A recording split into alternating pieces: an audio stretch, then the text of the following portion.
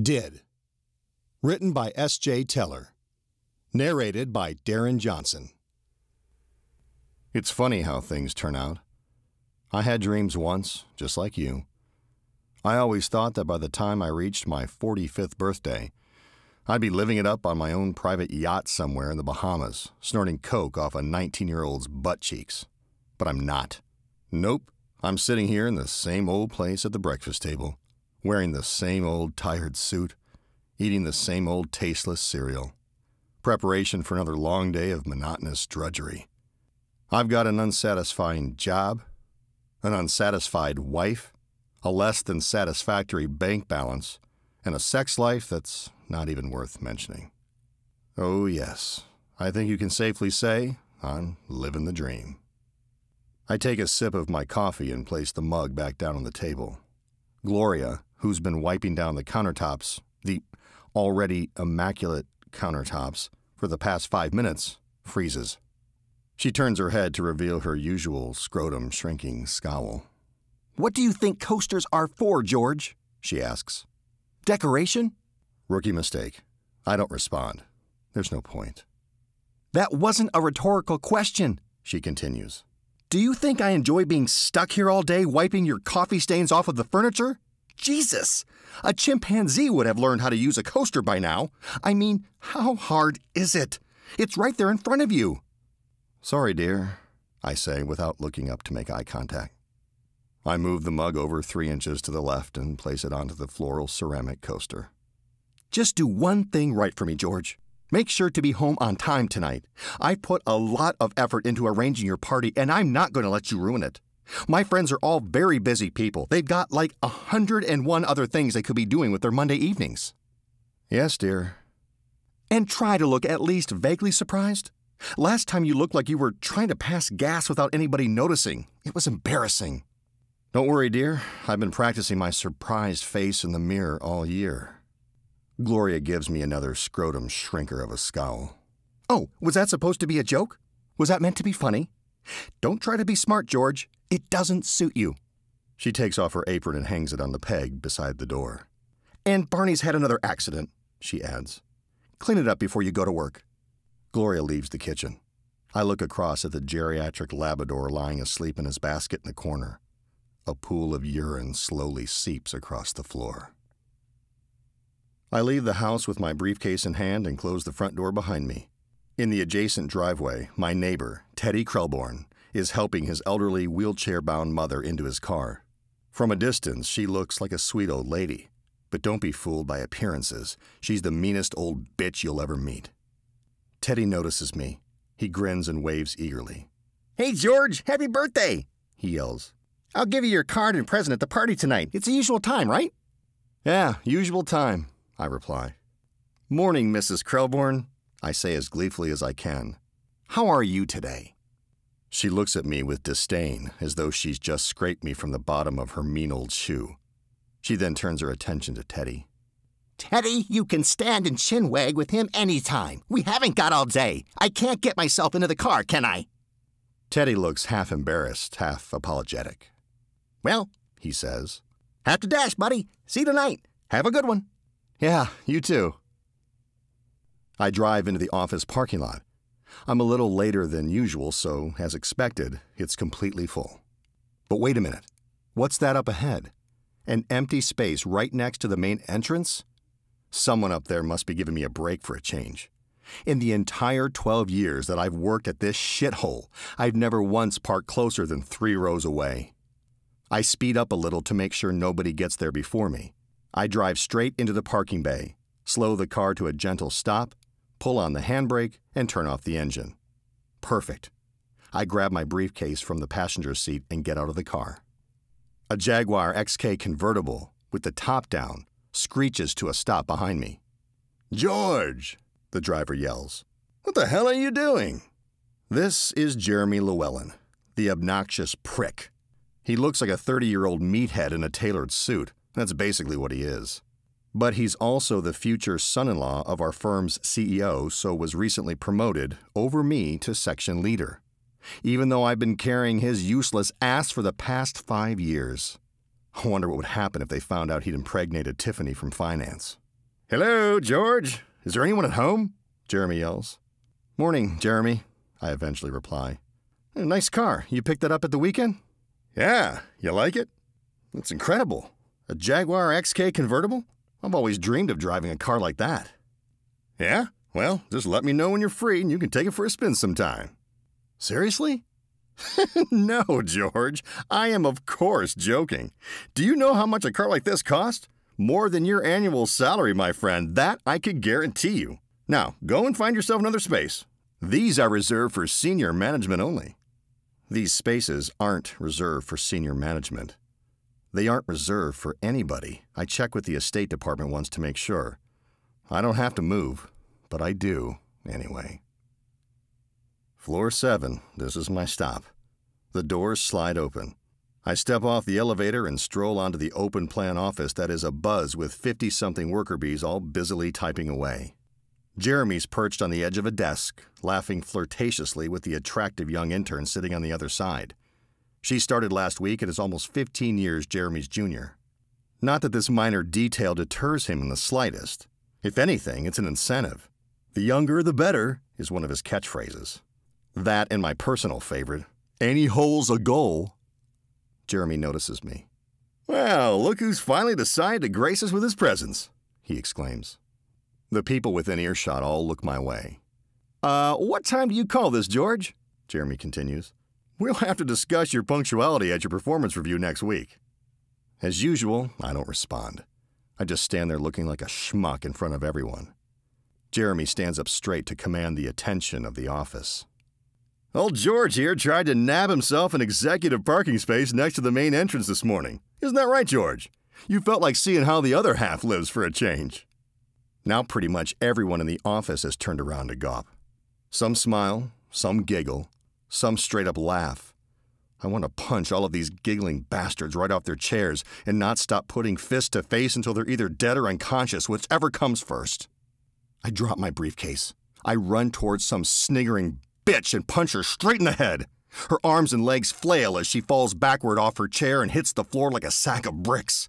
Without hesitating for a second, I sprint straight on up to Jeremy and rain down a barrage of punches into his obnoxious, loudmouth face while letting out an animalistic roar. Back to reality. I blink my eyes. I'm still holding my briefcase. I'm still just standing here like a schmuck. The drones are still sniggering. Jeremy's still an asshole. The sniggering subsides as the drones turn back around and refocus their attention onto whatever the hell they were doing a moment ago. Jeremy perches back down on the edge of the intern's desk and continues his lechery. I sheepishly walk on over to my cubicle, sit down at my desk, and turn on my computer. Now I'm about to spend the morning responding to emails from horrid idiots while I wait for the onset of the Monday migraine.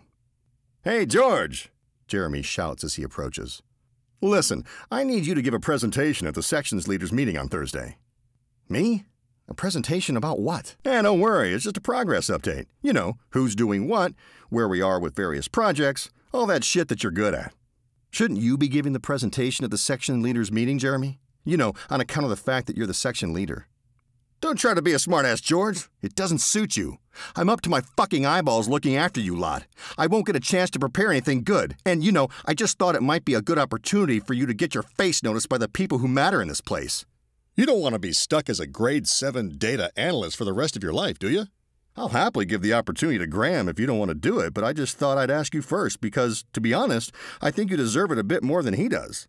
Anyway, what are you, 10, 15 years older than Graham? And he's a smart guy, too. There's plenty of opportunities for a guy like Graham in this place. Graham couldn't do the presentation, and we both know that. I mean, he's a nice guy, but he's even more fucking useless than Jeremy. I should just say no and make him do his own work for a change. Or even better, let him fall flat on his smug face in front of the senior management. After a moment of contemplation, I nod my head in agreement. Okay, sure. I should be able to prepare something in time if I put in a few extra hours. Good man, George, says Jeremy, as he slaps me on the back of the shoulder like he's congratulating one of his locker room buddies. I think this would be a great opportunity for you. Just buy me a drink sometime. We'll call it even. The intern walks past my cubicle with a handful of papers, probably on her way to the copier. Jeremy leers at her. Jesus Christ, he says. Look at the ass on that. I don't usually go for the pale, flat-chested type, but I'd bend her over and pound that pussy into the middle of next week. She's only 17, started last week. I think she could do with a bit of closer supervision. One-on-one, if you know what I mean. Jeremy walks off after her. He looks back over his shoulder. "And make it good, George," he shouts. "You don't want to let the side down." That fucking prick. The sun's setting. I leave the office building and look out across the empty parking lot. Well, it's not quite empty. In the distance, far in the distance, there's a solitary car. Guess whose it is? There's a rumble of thunder. I look up at the dark, ominous clouds just as it begins to rain. Not light rain. Not even normal-sized rain. I'm talking big fuck-off drops the size of marbles rain. The type of rain where if you look up at it for too long, you'll probably drown. I hold my briefcase over my head as a makeshift umbrella and begin to trudge on over to my car. It's just after 8 o'clock. Smartly dressed party guests in their 40s and 50s are standing in small groups in the living room. They make awkward small talk to one another and sip champagne. There's a banner on the wall that reads, "Happy Birthday," and a long buffet table full of pretentious-looking finger food. Teddy stands by himself next to the buffet table. His usual attire, khaki shorts and Hawaiian shirt, ensures that he stands out like a sore thumb. He has an empty champagne glass in one hand and a half-eaten slice of quiche in the other. He attempts to make conversation with the small group of party guests standing closest to him. "Hi there," he says, interrupting their chatter. "Great party, isn't it?" The people turn to look at Teddy. The expressions on their faces are partly quizzical, partly disgusted. They smile politely and then continue chatting among themselves. Gloria enters the room. She's dressed up to the nines and holds a bottle of champagne. "I'm ever so sorry for the delay, everyone," she announces. "George would be late for his own funeral, which, incidentally, may be a lot sooner than he thinks." There's a ripple of polite laughter. "But in the meantime," she continues, "who'd like a refill?" Teddy holds his empty champagne glass out in Gloria's direction. She ignores him completely as she saunters over to some other guests.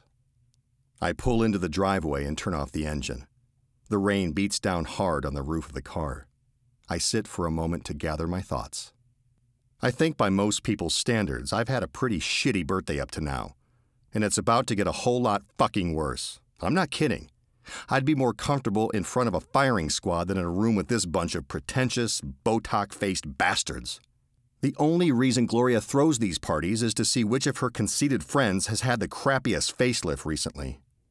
I enter the house and close the front door behind me, intentionally slamming it a little harder than usual so that my waiting guests know of my arrival. I can't see anyone from the vestibule, but I can hear the nearby chatter subside to a whisper. I walk along the hallway and into the living room, where I'm confronted by Gloria, Teddy, and a room full of semi-familiar faces. Suddenly, and in unison, they raise their concealed firearms, Uzi 9mm, AK-47s. Even old Dorothy has a pump-action shotgun. "Surprise!" they yell, before pumping me full of lead while laughing maniacally. Back to reality. I blink. There are no weapons, just raised champagne glasses. There's a small ripple of applause before the guests resume where they left off with their awkward small talk. Gloria approaches. She leans in close to whisper into my ear. "And where the hell have you been?" she demands. "Audrey and Malcolm couldn't wait any longer and have already left." I have no idea who they are. "I'm sorry, dear," I say. "I had to take this," she snaps, shoving a glass of champagne into my hand. "At least you look surprised this time. Or was it terrified? I'm not entirely sure. The gift presentation is in precisely 3 minutes, so don't you dare leave this room. I want everybody to see what I got you." Gloria hurries away. I take a sip of the champagne as Teddy approaches. "Hey, George," he says as enthusiastically as ever. "Hi, Teddy. I'm glad you could make it." "Are you kidding? I wouldn't miss this for the world. This place is rockin'." We look around the room. It's not rockin'. Small groups of people who either don't know us or don't care that we exist chat quietly among themselves. "Yeah," Teddy continues. "I'd say it's almost as good as your 40th. Yes, he did mean that sincerely. Poor Teddy. Poor, Poor Teddy. I try my best to muster half a smile. "Hey, why the long face, buddy?" he asks. I don't know. Have you ever thought that your life just hasn't turned out the way you expected it to? What are you talking about? You've got it all. A lovely home, a gorgeous wife, a good job where people look up to you and respect you. I mean, I don't mind saying that you're a bit of a role model to me. Oh, come on. No, I'm serious. Out of everyone that we went to school with, I think you've come out on top. I'm proud of you, buddy, Teddy says, his voice breaking slightly. He rubs his eye and sniffles slightly. Teddy, are you crying? No, it's just allergies, he replies. And just look at all these people here to celebrate with you and wish you well.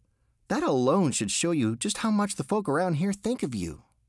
Teddy, besides Gloria, you're the only person here that I actually know. Well, I'd switch places with you in a heartbeat. Of course, I have Mother to think about. She's struggled on for this long. In her fragile state, I don't think she'd last much longer without me. Fragile? She's about as fragile as a rock. After a nuclear apocalypse, the only things left alive would be cockroaches and Teddy's mother. Only the other day, Teddy continues, I was taking her to get the hard skin removed from her feet, and... Teddy's phone begins to ring. He takes it from his pocket and looks at the screen.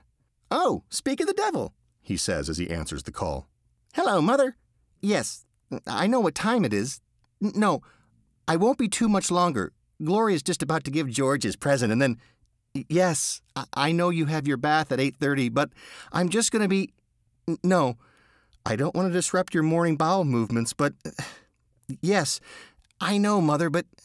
Okay, Mother. Okay, that's fine. I'll come home now. Okay, bye, Mother. Bye. Teddy ends the call. Sorry, buddy.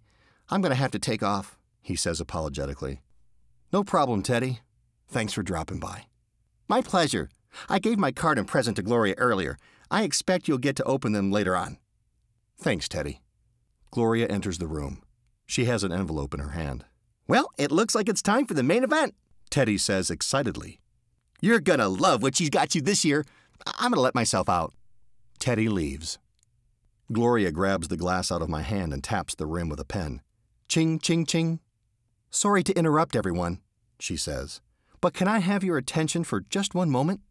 The chatter subsides once more, and everybody turns politely to listen.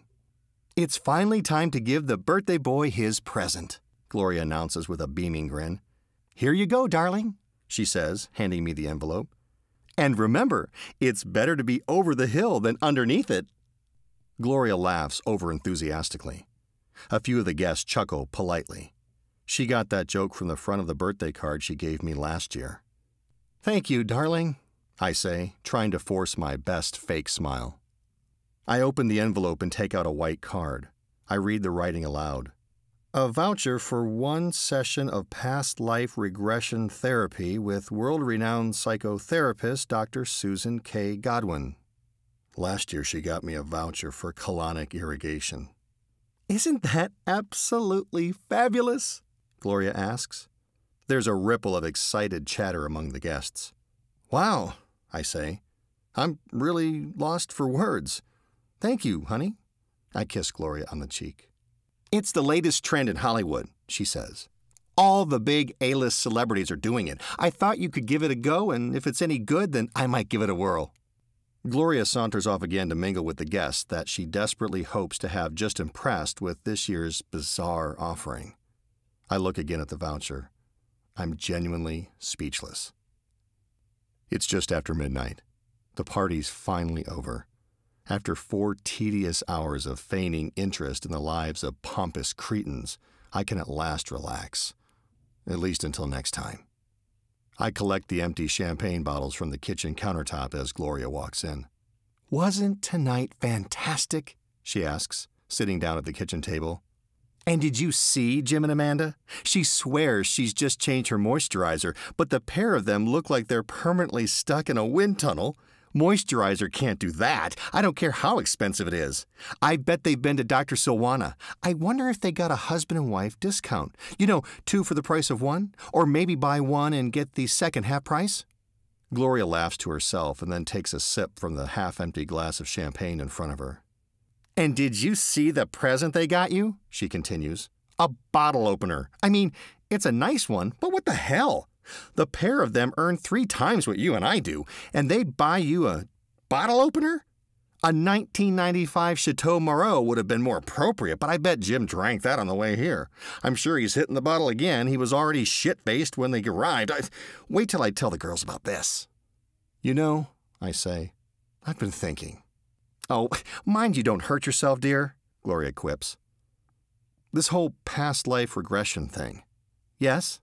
Well, do you really think it's for me? I mean, it's a lovely thought, but maybe you'd enjoy it more than I would. What are you talking about, George? Regression therapy is for everybody, and if it's good enough for A-list celebrities, then it's more than good enough for the likes of you. Anyway, I've already booked you a session, so don't try to back out now. It's tomorrow at 4 o'clock, so you'll have to leave work early. And try not to be late. I know that matching little numbers on your watch to the little numbers in your planner is of great difficulty to you, but Dr. Godwin won't wait around like a fool, as I do. Gloria picks up a gift from the few that remain unopened on the table in front of her. She tears off the wrapping paper. What the heck is this? She asks. Teddy got you a framed picture of himself? She holds it up to show me. No, it's of the both of us, on the hiking trip last year. Hiking trip? It looks more like your honeymoon. I think somebody has a bit of a man crush. Wait a minute. Do you think that's why he's never gotten married? Do you think he's secretly in love with you? Oh, don't be ridiculous. He's never gotten married because of that decrepit old bag on wheels. Relax, George. I'm only teasing. It's lovely. Maybe you could hang it in the shed. Gloria lays the picture down on the table and gets to her feet. Right, she says. If I'm asleep when you come to bed, try not to wake me. Well, I was thinking I could leave this for now. Why? Gloria asks. I don't want to be faced with it all in the morning. Well, I was just thinking, because it's my birthday, I thought we could. Oh, come on, George. I'm absolutely exhausted. I've hardly sat down all day trying to get this place in order. It's not easy organizing and hosting a party, I'll tell you what. Why don't you throw me a party for my next birthday, and then afterward, I'll ask you for sex and see how you feel. How about that? Good night, George. Gloria turns and leaves the kitchen. Well, happy fucking birthday to me. About an hour later, I enter the bedroom. Gloria is sitting up in bed, reading in the dim light from her bedside lamp. I take off my clothes and get in next to her. I lean over for a kiss. I said no, George, she snaps without even taking her eyes off the page. I stop my advance, think for a moment, and then settle down for the night without any further discussion. I leave the house. As per usual, I see Teddy getting his decrepit old mother from her wheelchair and into the car. He notices me. Morning, George, he yells. Wild night last night. Morning, Teddy. Thanks for the picture. My pleasure, buddy. Just a little memento from our trip last year. We'll have to do it again sometime. Yeah, sure. Maybe we could take a different route next time. Go up along the old... Teddy, do you want me to die of old age sitting here? Rants the crippled old bag. Get a move on, you big, useless lump. We haven't got all day. Sorry, Mother, Teddy replies as he hurriedly tries to get the mean old bitch into the passenger seat of his car. I get into my own car and set off for work. I've just had my lunch, and now the drowsiness is kicking in. I'm sitting in my cubicle, staring blankly at the spreadsheet on my screen. All of the numbers just blur into one as I struggle to keep my eyes open. I try desperately to stop myself from dozing off and falling face first into my keyboard. Jeremy approaches. I blink a few times and try to regain full consciousness. Hey, Jeremy, I say, waving my hand to get his attention. He stops at my cubicle. Yeah? What is it? Listen, I need to use some of my time owed and leave a bit earlier today. It's just that it was my birthday yesterday and Gloria's booked me into this. No can do, George, says Jeremy, shaking his head. I'm playing golf with RT at 2:30, and I need you to supervise these knuckleheads while I'm gone. How's the presentation going? Fine. I just need to get this month's figures from Terry, and then we're pretty much good to go. Good. Remember, don't let the team down, Jeremy says, pointing his finger. He struts off to wherever he was heading, probably to lust over the intern again. I take the voucher out of my shirt pocket and look at it for a moment. Well, that's it, I guess. At least I can tell Gloria I tried. I drop the voucher into the wastepaper basket underneath my desk.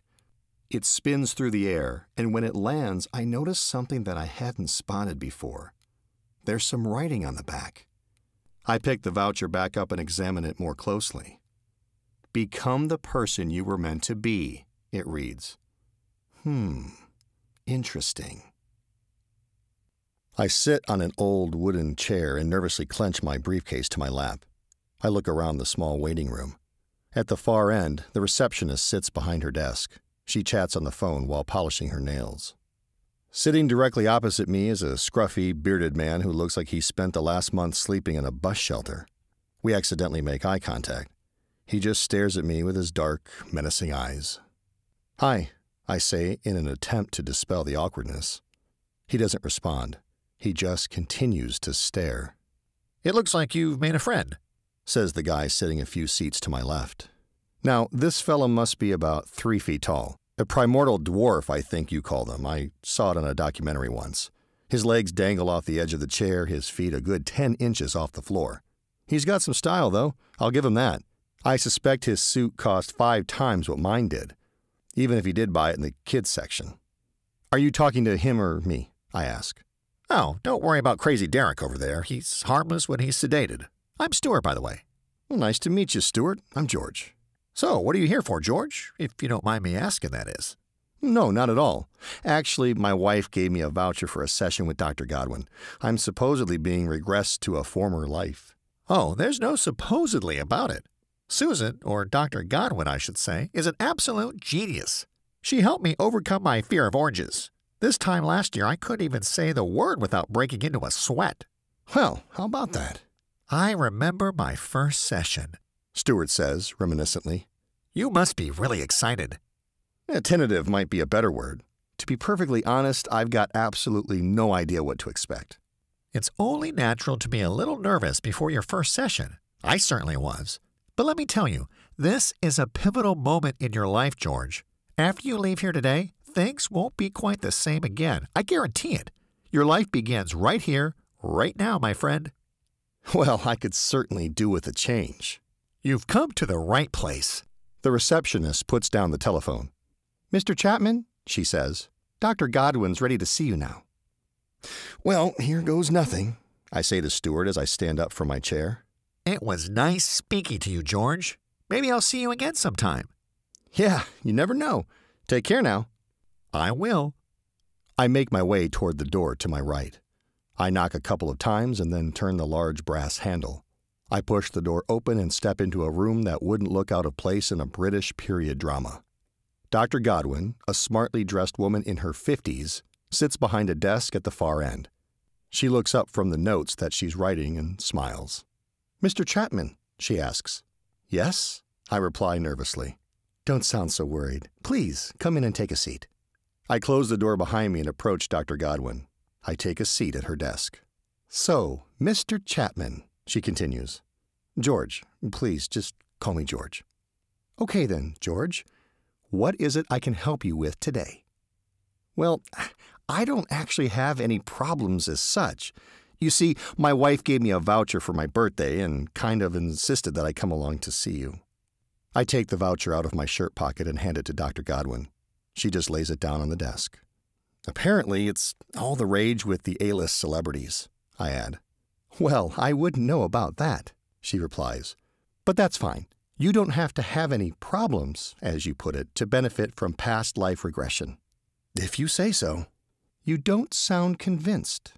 "Well, I don't mean to seem disrespectful, Doctor. Please, call me Susan." "Okay, Susan. But I think I'm quite a skeptical person in general, especially when it comes to this kind of stuff." "This kind of stuff?" "Well, you know, spiritual stuff. Psychics, past lives, the afterlife, reincarnation, ghosts, goblins. I'm not even particularly religious."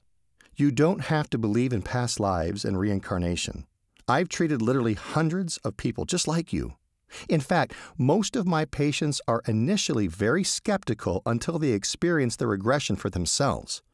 There are many skeptics of this form of therapy who argue that psychotherapists simply hypnotize their patients and allow them to create the past life memories from their own subconscious, whereas people who have experienced regression firsthand swear that they are taken back hundreds of years to former lives and are able to see and hear through the eyes and ears of people they once were, and often in situations that have an impact on the way the person thinks or behaves today in their current life. Whichever scenario you happen to believe is ultimately irrelevant. In all my 30 years' experience, I've never once encountered a patient that I couldn't regress, and furthermore, who didn't admit afterward that the experience had a significant and often life-changing effect.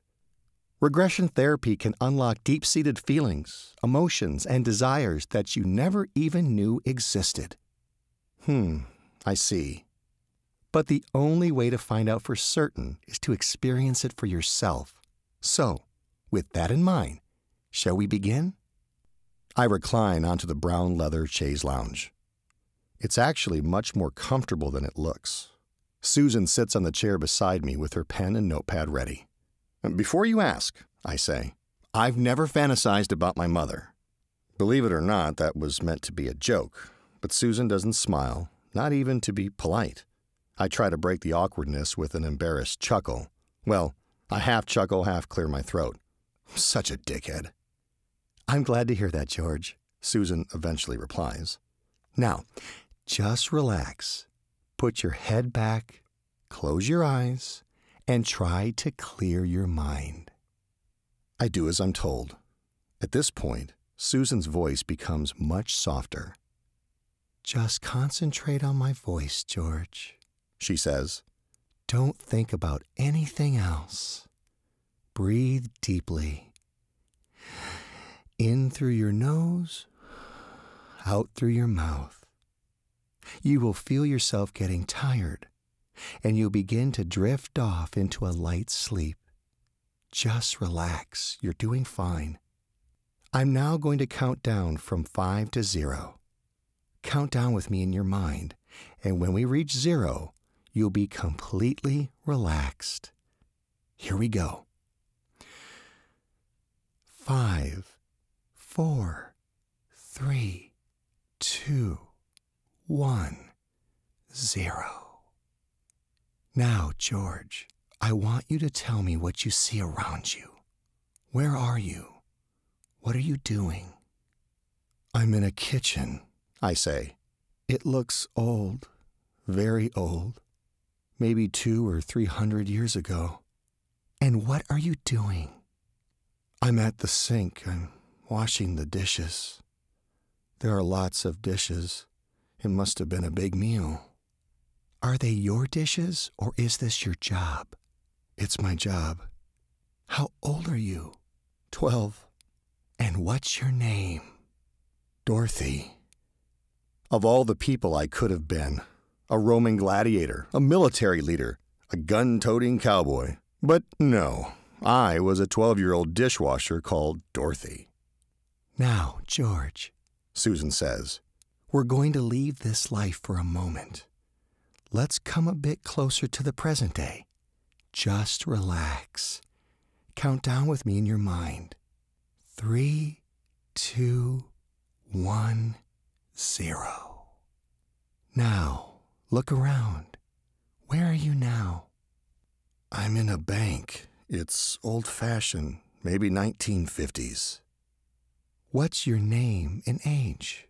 Johnny Farrell, 29. What are you doing in the bank? Do you work there? No, I'm waiting in line. The cashier has just waved me over. I'm approaching the counter. And are you... Wait. What is it, George? I have a gun. I'm pointing it at the cashier. I'm demanding money. And what's the cashier doing, George? She's panicking. She looks terrified. I've just thrown her a bag and she's filling it up. Bundles of notes. There must be... Holy shit! What? What is it, George? A gunshot. Somebody's shooting at me. Who? A security guard. I'm returning fire. Oh, fuck! What, George? What happened? I hit him. Everyone's screaming. It's chaos. Okay, calm down, George. It's going to be fine. Just listen to my voice. You're no longer in the bank. You're perfectly safe. Nobody can harm you. 3, 2, 1, 0. Now, take a look around. Where are you now? I don't know. A small room. I'm strapped into a chair. I can't move. I can feel something on my head. There's something in my mouth, too. Are you alone, George? No, there are people watching me. They're sitting on chairs about 5 rows deep. They're just staring at me. I don't know what they want. Some of them are crying. Okay, George, just listen to my voice. You're leaving this place. You're returning to the present day, and you're perfectly safe and secure. Just stay calm. Breathe slowly. Everything is going to be fine. Now, open your eyes. I open my eyes and sit up slowly. I feel weak and dizzy. I must be white as a sheet. Susan gently puts her hand on my shoulder. It's okay, George, she says reassuringly. You're in my office. Nothing can harm you here. You're perfectly safe. I think I'm going to throw up. I wander out of Dr. Godwin's office building, a little dazed, a little confused. I make my way through the small parking lot toward my car and get in. I sit for a moment and stare blankly ahead. I look down at my open palms. They're red, almost blistered. It's a beautiful sunny morning. I leave the house for work and, as per usual, Teddy is helping his mother into the car. I give them a wave. Morning. Morning, George, Teddy replies. I get into my car before the old bag can complain.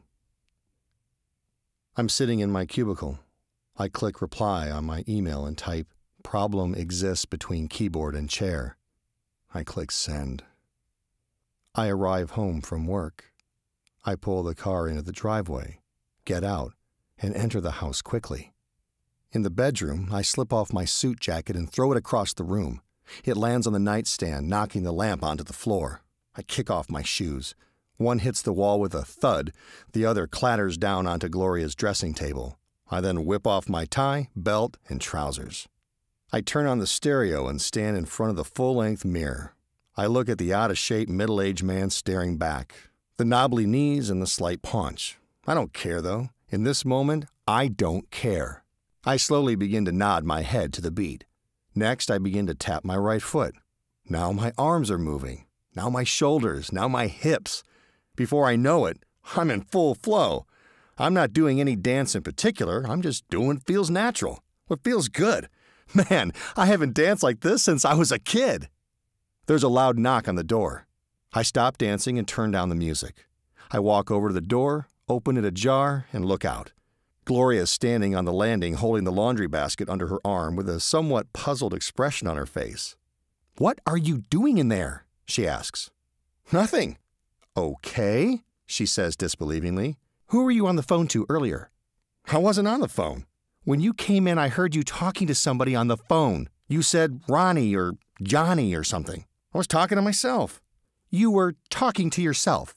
"Yes, rehearsing a presentation I have to give. With Ronnie. Don't you ever talk to yourself? You know, when you're stuck here all day wiping my coffee stains off the furniture." Gloria looks taken aback. "Are you sure you're okay?" she asks. "Last night you hardly said 2 words. Now you're dancing around the bedroom with no trousers on. Is this the midlife crisis finally kicking in?" "No, dear," I laugh. "I had that last year when I fucked the intern at work." Gloria looks both shocked and perplexed. "I am of course joking, my love," I say with a smile. "You know you're the only woman for me." Says Gloria. "That and the fact that nobody else would have you." "Ah, touché." "So, nothing happened yesterday with Dr. Godwin?" "No, I told you. It's a load of nonsense." "Okay, if you say so." "Well, I'll go down and prepare dinner," says Gloria as she looks me up and down. "I hope you'll be dressed a bit more suitably by the time you come downstairs." Gloria turns away and carries on along the landing. When she's out of sight, I slowly close the bedroom door. I wander into the dining room, still wearing my shirt and underpants. The food smells delicious. I've worked up quite an appetite from all that dancing. Gloria's sitting at the dining table with the evening meal laid out in front of her. She's obviously annoyed. She doesn't even look at me. What the hell time do you call this? She demands angrily. The food is almost completely cold. I don't reply. After a moment, Gloria looks up.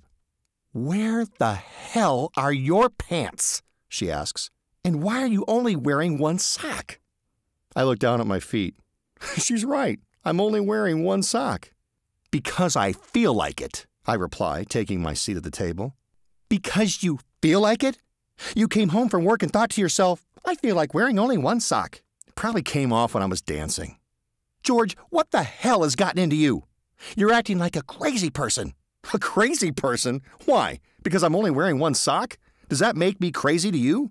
Yes, when you've never acted like this before in your entire life. Well, I'm glad you don't do the psychiatric assessments up at the Garlands. With that kind of logic, the whole city would be in there. Everyone, apart from you and your uptight cronies, of course. I mean, it's not at all crazy to spend your days polishing the kitchen taps, buying overpriced face cream from the Amazon flippin' jungle, and steam ironing your underwear. I'm just doing what I feel like doing. I pick up the steak from my plate with my bare hand. It's medium rare, so it squelches slightly as I take a bite. Now that is enough, asserts Gloria. You're a grown man, not some kind of feral animal. We're all animals, I shout, throwing the steak down hard onto the table. It lands in the gravy jug and splatters everything within a 6-foot radius, including Gloria. She just sits there looking absolutely dumbfounded with gravy trickling down her face. I calmly pick up my napkin and wipe the meat juices off my fingers. Now, I say authoritatively, you and I are going to go upstairs, and we're going to have sex. And, more importantly, you are going to fucking enjoy it. I throw the napkin down onto the table, get up from my chair, and leave the room, with Gloria looking on in astonishment. I believe the expression is TOLO, tits out, legs open. Gloria's on her back, I'm on top, fucking her hard. The bed creaks and the headboard slams against the wall with every thrust of my hips. Gloria sounds like she's being impaled by a lot more than just my manhood. She digs her nails into my back and chants, yes, yes, yes, fuck me, fuck me. Her orgasmic screams get louder as I slam harder. Yeah, that's right. I'm making this bitch walk the ceiling. It's another beautiful morning. I leave the house for work like normal, but today I'm feeling a bit more rugged. My suit jacket and tie must be still on the bedroom floor, and my face hasn't touched a razor. I glance across at Teddy, who, as per usual, is helping the miserable old bitch into his car. Morning, George, he shouts. Nice aviators. Did you get those for your birthday? Nope. Found them in the attic, I reply. Stop gassing about his stupid sunglasses and get me into the car, the old bag rants at Teddy. You're gonna make us late again. Get a move on. Now, if I were Teddy, it would be at this precise moment that I'd be bouncing the old bitch's head straight off the side of the car. Well, have a good one, buddy, Teddy says with a smile. And you, I reply. The traffic signal ahead turns to red, so I slow the car to a stop. I have the window rolled down and the stereo turned up. Another car pulls to a stop next to me. I look across at the attractive young female in the passenger seat. I catch her eyes, so I tip my shades and smile. The driver of the car is probably her boyfriend. He notices me looking at his girl and doesn't seem too happy about it, but I just keep on smiling. The light changes to green.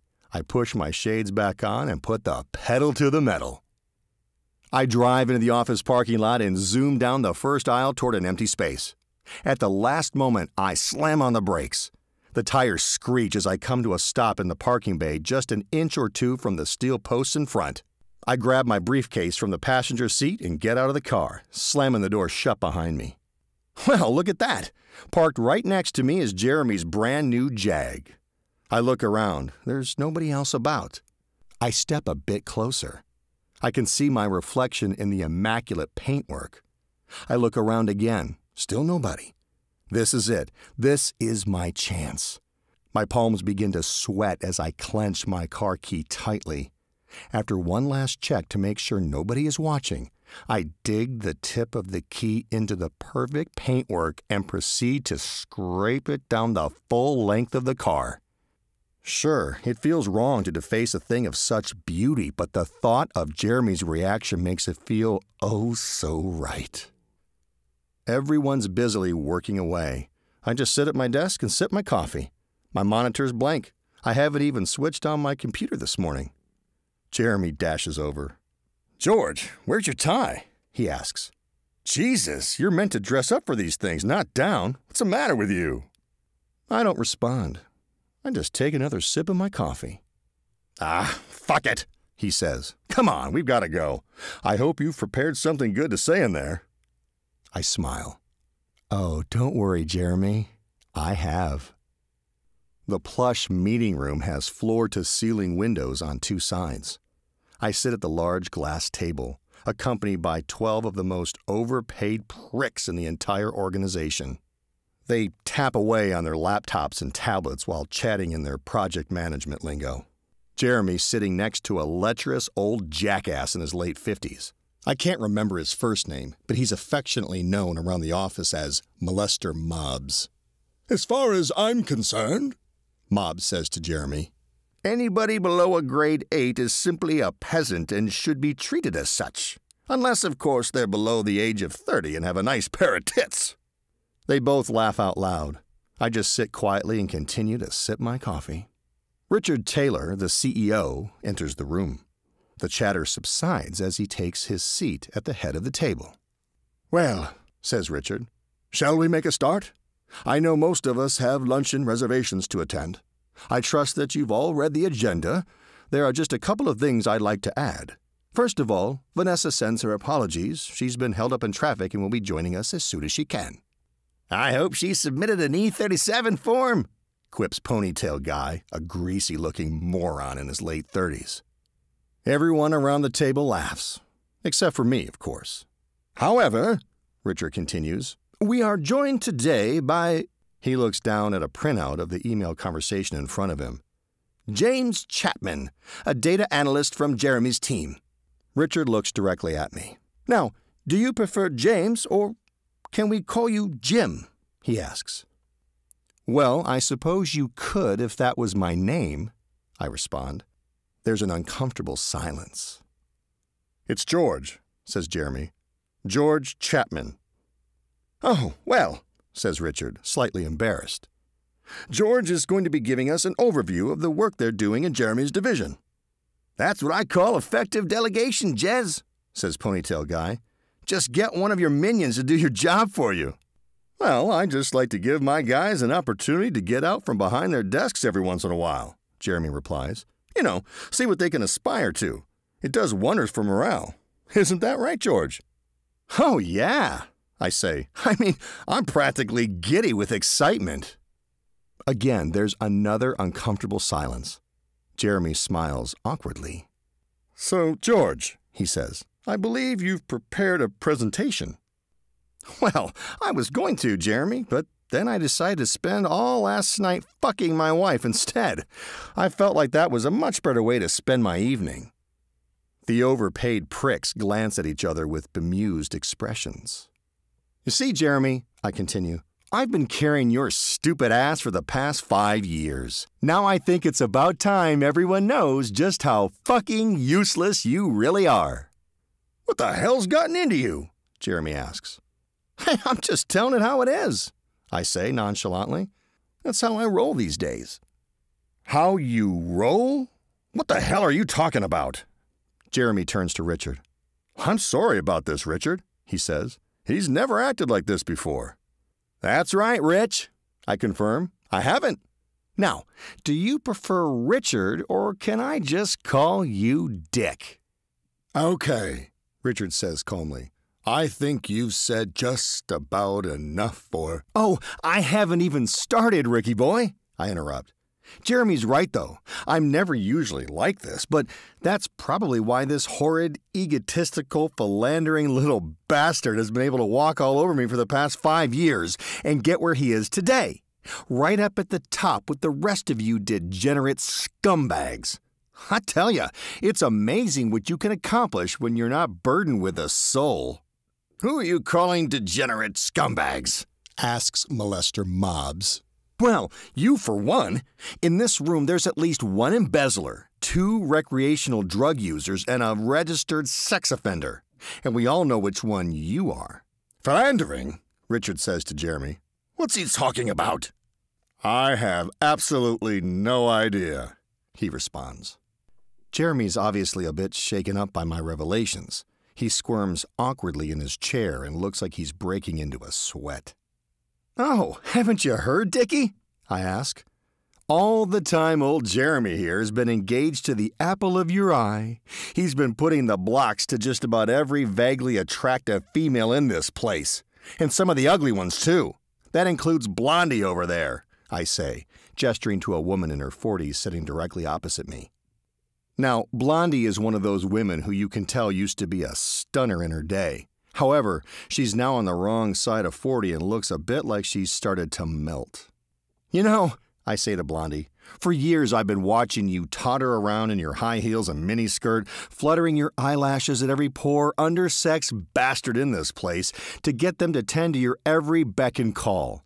And that led me to believe that you were one of the most useless wastes of skin in this place. However, according to Jeremy, you're very skilled in the bedroom department, so theoretically, you may be useful for something after all.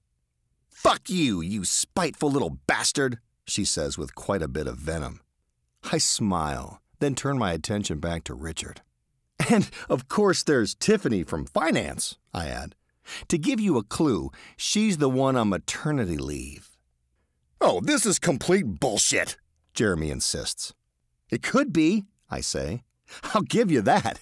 There are an awful lot of terrible gossips in this place, but a simple paternity test will clear things up once and for all. I hear you can even do them by post these days. Jeremy looks enraged. George, you better shut your fucking mouth before I— Okay, Jeremy, Richard interrupts.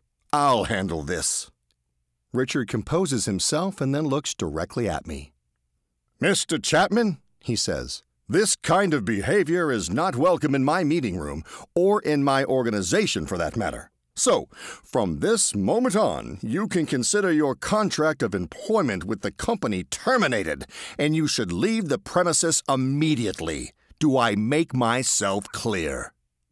Crystal, I reply. But I don't show any signs of leaving. I just take another sip of my coffee, which, incidentally, is now almost completely cold and tastes quite disgusting. There's an awkward moment as everyone just stares at me, not really sure what to do or say. Then Richard finally breaks the silence. Do you have any further questions? He asks. Yeah, why don't ducks' legs get cold? I mean, in the winter, the water must be freezing. Richard doesn't look amused, but he manages to remain surprisingly calm considering the situation. I think you should go and clear your desk before I call security. Clear my desk? I ask. No problem. I march into the office. As per usual, I go by unnoticed. I make my way over to the window and slide it open. I then march on over to my desk and begin to unplug my monitor. The people in the neighboring cubicles notice what I'm doing. They slowly stop typing and watch me curiously. I get the cables loose, pick up the monitor with both hands, march on over to the open window, and hurl it out as far as I can. I don't look to see where it lands, but after a second or two, there's a loud crash followed by the sound of a car alarm. Now, quite a lot of people are watching. I march back over to my desk and grab the telephone. I don't bother unplugging that. I just wrench it free with a mighty tug and throw it as hard as I can against the wall. It smashes into several pieces on impact. Pretty much everyone in the office is watching me now. I wish the dimwits could see themselves sitting there with their idiotic expressions. The absence of the constant typing and chatter make the place eerily quiet. With a final swipe of my arm, I knock all of my remaining desktop items onto the floor. There we go, I announce. All clear. I stroll through the office parking lot to my car and get in, slamming the door shut behind me. I just sit there for a moment. I can't believe it, I say to myself after a few seconds. I did it. I finally fucking did it. I let out a shriek of excitement and thumped the steering wheel hard with both fists. Johnny, who's now sitting next to me in the passenger seat, casually lights up a cigarette and takes a drag. "Yes, you did, George," he says in his usual calm and collected manner, like nothing in the world can bother him. He smiles at me and exhales the cigarette smoke. Man, I love it when he does that. He's so fucking cool. "I'm proud of you, buddy," he adds. "How long have you been dreaming of this day? Playing it over in your mind, again and again and again." Too long. That's right, George. You let those people walk all over you for too goddamn long. But not anymore. That was the old George. This is the new. Hell yeah, I agree enthusiastically. Hey, you don't think I went overboard, do you? I mean, when I threw the monitor out the window, I know we didn't plan that, but it just came to me in the heat of the moment. It was perfect, George. Perfect. We can't plan everything, right? Sometimes you have to act on impulse, react to the situation, and that's exactly what you did. I couldn't have done it better myself. It feels amazing to hear him say these words. It's like when you were at school and the older, popular kid knows your name. I can't contain the grin that creeps across my face. "So," Johnny continues, "are you ready for part 2? Well, I've been thinking about that.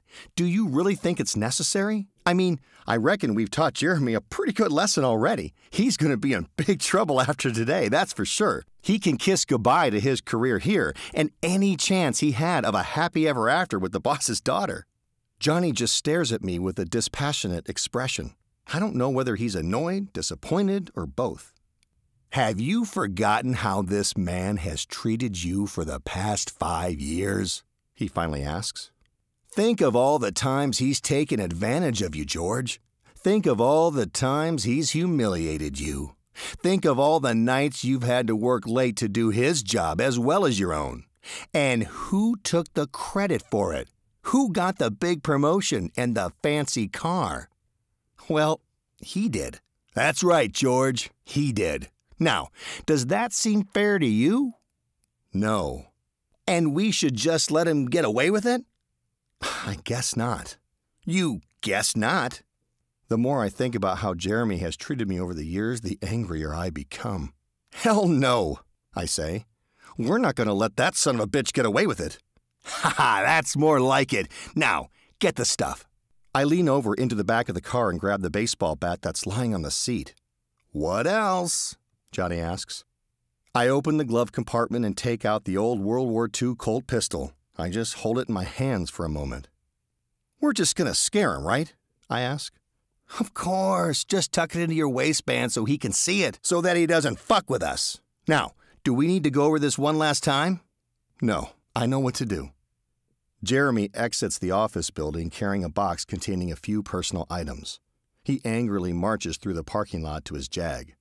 The top's down, so he just tosses the box into the passenger seat and then rummages around in his trouser pocket for the key. He stops still when he notices the huge scratch that runs down the entire length of the car. What the hell? He says to himself. I walk up behind Jeremy as he's admiring my handiwork. I stand about 20 feet away, clenching the baseball bat in my hand and with the gun tucked into my waistband. Johnny casually takes a seat on the hood of another car and gets ready to enjoy the show. Jeremy seems to sense that he's no longer alone. He slowly turns around to face me. I hold up 2 fingers. Part 2, I yell. George, what the hell are you still doing here? Well, Jeremy, to paraphrase the Duke, it's time to kick ass and chew gum, and I'm all out of gum. George, I think you need help. Well, it's awfully nice of you to care about my well-being, Jeremy, but I think at the moment you should be more concerned about your own. What do you mean? Jeremy asks, almost as if he doesn't really want to know the answer. How'd your little chat with Dickie go? Still #1 future son-in-law, are we? I can handle Richard. Really? Yeah. In fact, why don't I have a word with him for you? Maybe I can calm him down and, maybe get your job back. Gee, thanks, Jeremy, but I don't think you need to concern yourself with my career prospects anymore. Oh, and why's that? Because we've got bigger fish to fry, Jeremy. Bigger fish to fry. Who's we? I mean the royal we. Get on with it, George, Johnny commands. Right, enough of the chit-chat, I say. Let's get down to business.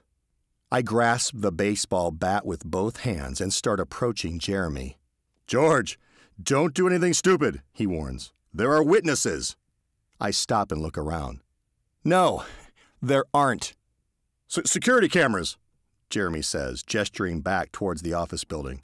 You're always on camera. I know. That's why I combed my hair. I continue to approach, gripping the baseball bat even tighter. No, please, George, Jeremy pleads. As I get within striking distance, he holds up his arms in an effort to protect his precious face. But I don't hit him. That's not my style. Stand aside, Jeremy, I say. This could get messy. Jeremy looks a little puzzled, but he obediently moves out of my way. I walk up to the front of the Jag and adjust my grip on the bat. George, take a moment to think about what you're doing here, Jeremy urges. It's not a good idea. Oh, I beg to differ. See, I've thought about this long and hard, and I think it's a pretty fucking awesome idea. I raise the bat up above my head. George, please, do not do this. I slam the baseball bat down hard into the passenger side headlight. The glass smashes. Jeremy cringes. Too late, I say with a smile. Damn, that felt good. How'd it feel for you, Jeremy? George, you're gonna regret this, he replies. Well, we'll see. Now, look at that, Jeremy. Now it's uneven. We can't be having that, can we? Don't worry, I'll sort it out. I raise the bat again and slam it into the other headlight. Shards of glass fly in all directions. Again, Jeremy cringes. He looks around, desperately hoping there'll be somebody nearby to help. I don't think anybody's gonna come to your rescue, Jeremy. People around here hate your guts. In fact, I'm surprised they're not lining up to take turns. Jeremy starts edging away. Where do you think you're going? I ask, putting my hand on the gun. We don't want you to miss this. He stops in his tracks. Now, I continue, I don't think you need 2 side view mirrors, do you? That's just greedy. Which one would you like to keep? You said we again. Answer me, Jeremy. The driver's side. I walk around to the passenger side of the Jag. I grasp the baseball bat with both hands and prepare to swing. 4! I yell before swinging the bat hard, smashing the mirror clean off the side of the car. Do the other one, shouts Johnny. Okay, now let's do the other side, I say. Hold on, says Jeremy. You said I could keep one. I said no such thing. I asked which one would you like to keep, that's all. Pay attention, Jeremy. I walk around to the other side of the car. Wait, George, wait. I can pay you. $1,000 if you stop now and I'll forget it ever happened. What do you say? I say fuck you. I don't want you to forget, and I certainly don't want your money. Then why are you doing this? Payback. For years you've treated me like shit. Well, not anymore, Jeremy. Not anymore. I wind up the baseball bat. Anyway, I add, now that you're unemployed, I think you'll need all the money you can get. I swing the bat hard into the driver's side mirror. It smashes clean off the side of the car and skids across the parking lot. This is fucking exhilarating. You gotta try this sometime, Jeremy. You've completely lost your mind, haven't you? I know, it's liberating. Now, how about you jump in and see how it looks? Jeremy doesn't respond. I'm not asking, Jeremy, I say, putting my hand on the gun. Jeremy reluctantly opens the car door and gets in. I stand back and take a good look. Not bad, Jeremy, not bad. Although there's something missing. I can't quite put my finger on it. Ah, yes, of course. The piece de resistance. I run towards the car and jump onto the hood. I then proceed to smash the baseball bat repeatedly into the windshield like a battering ram. Smash, smash, smash. Jeremy ducks for cover. Eventually, the glass gives way. It's shatterproof, of course, but I managed to create a hole about the size of a fist. I let go of the bat, leaving it dangling through the hole, and jump down from the car. That's it, I say. Perfect. Jeremy slowly opens his eyes and sits back up straight, speechless. Well, we have to go now, Jeremy. I'd say it's been nice knowing you, but quite frankly, it hasn't. Goodbye, Jeremy, Johnny adds, and together we get into my car. I start the engine, pull up alongside Jeremy's Jag, and then I roll down my window. Oh, one last thing, Jeremy, I say as I take the gun from my waistband and point it straight towards his face.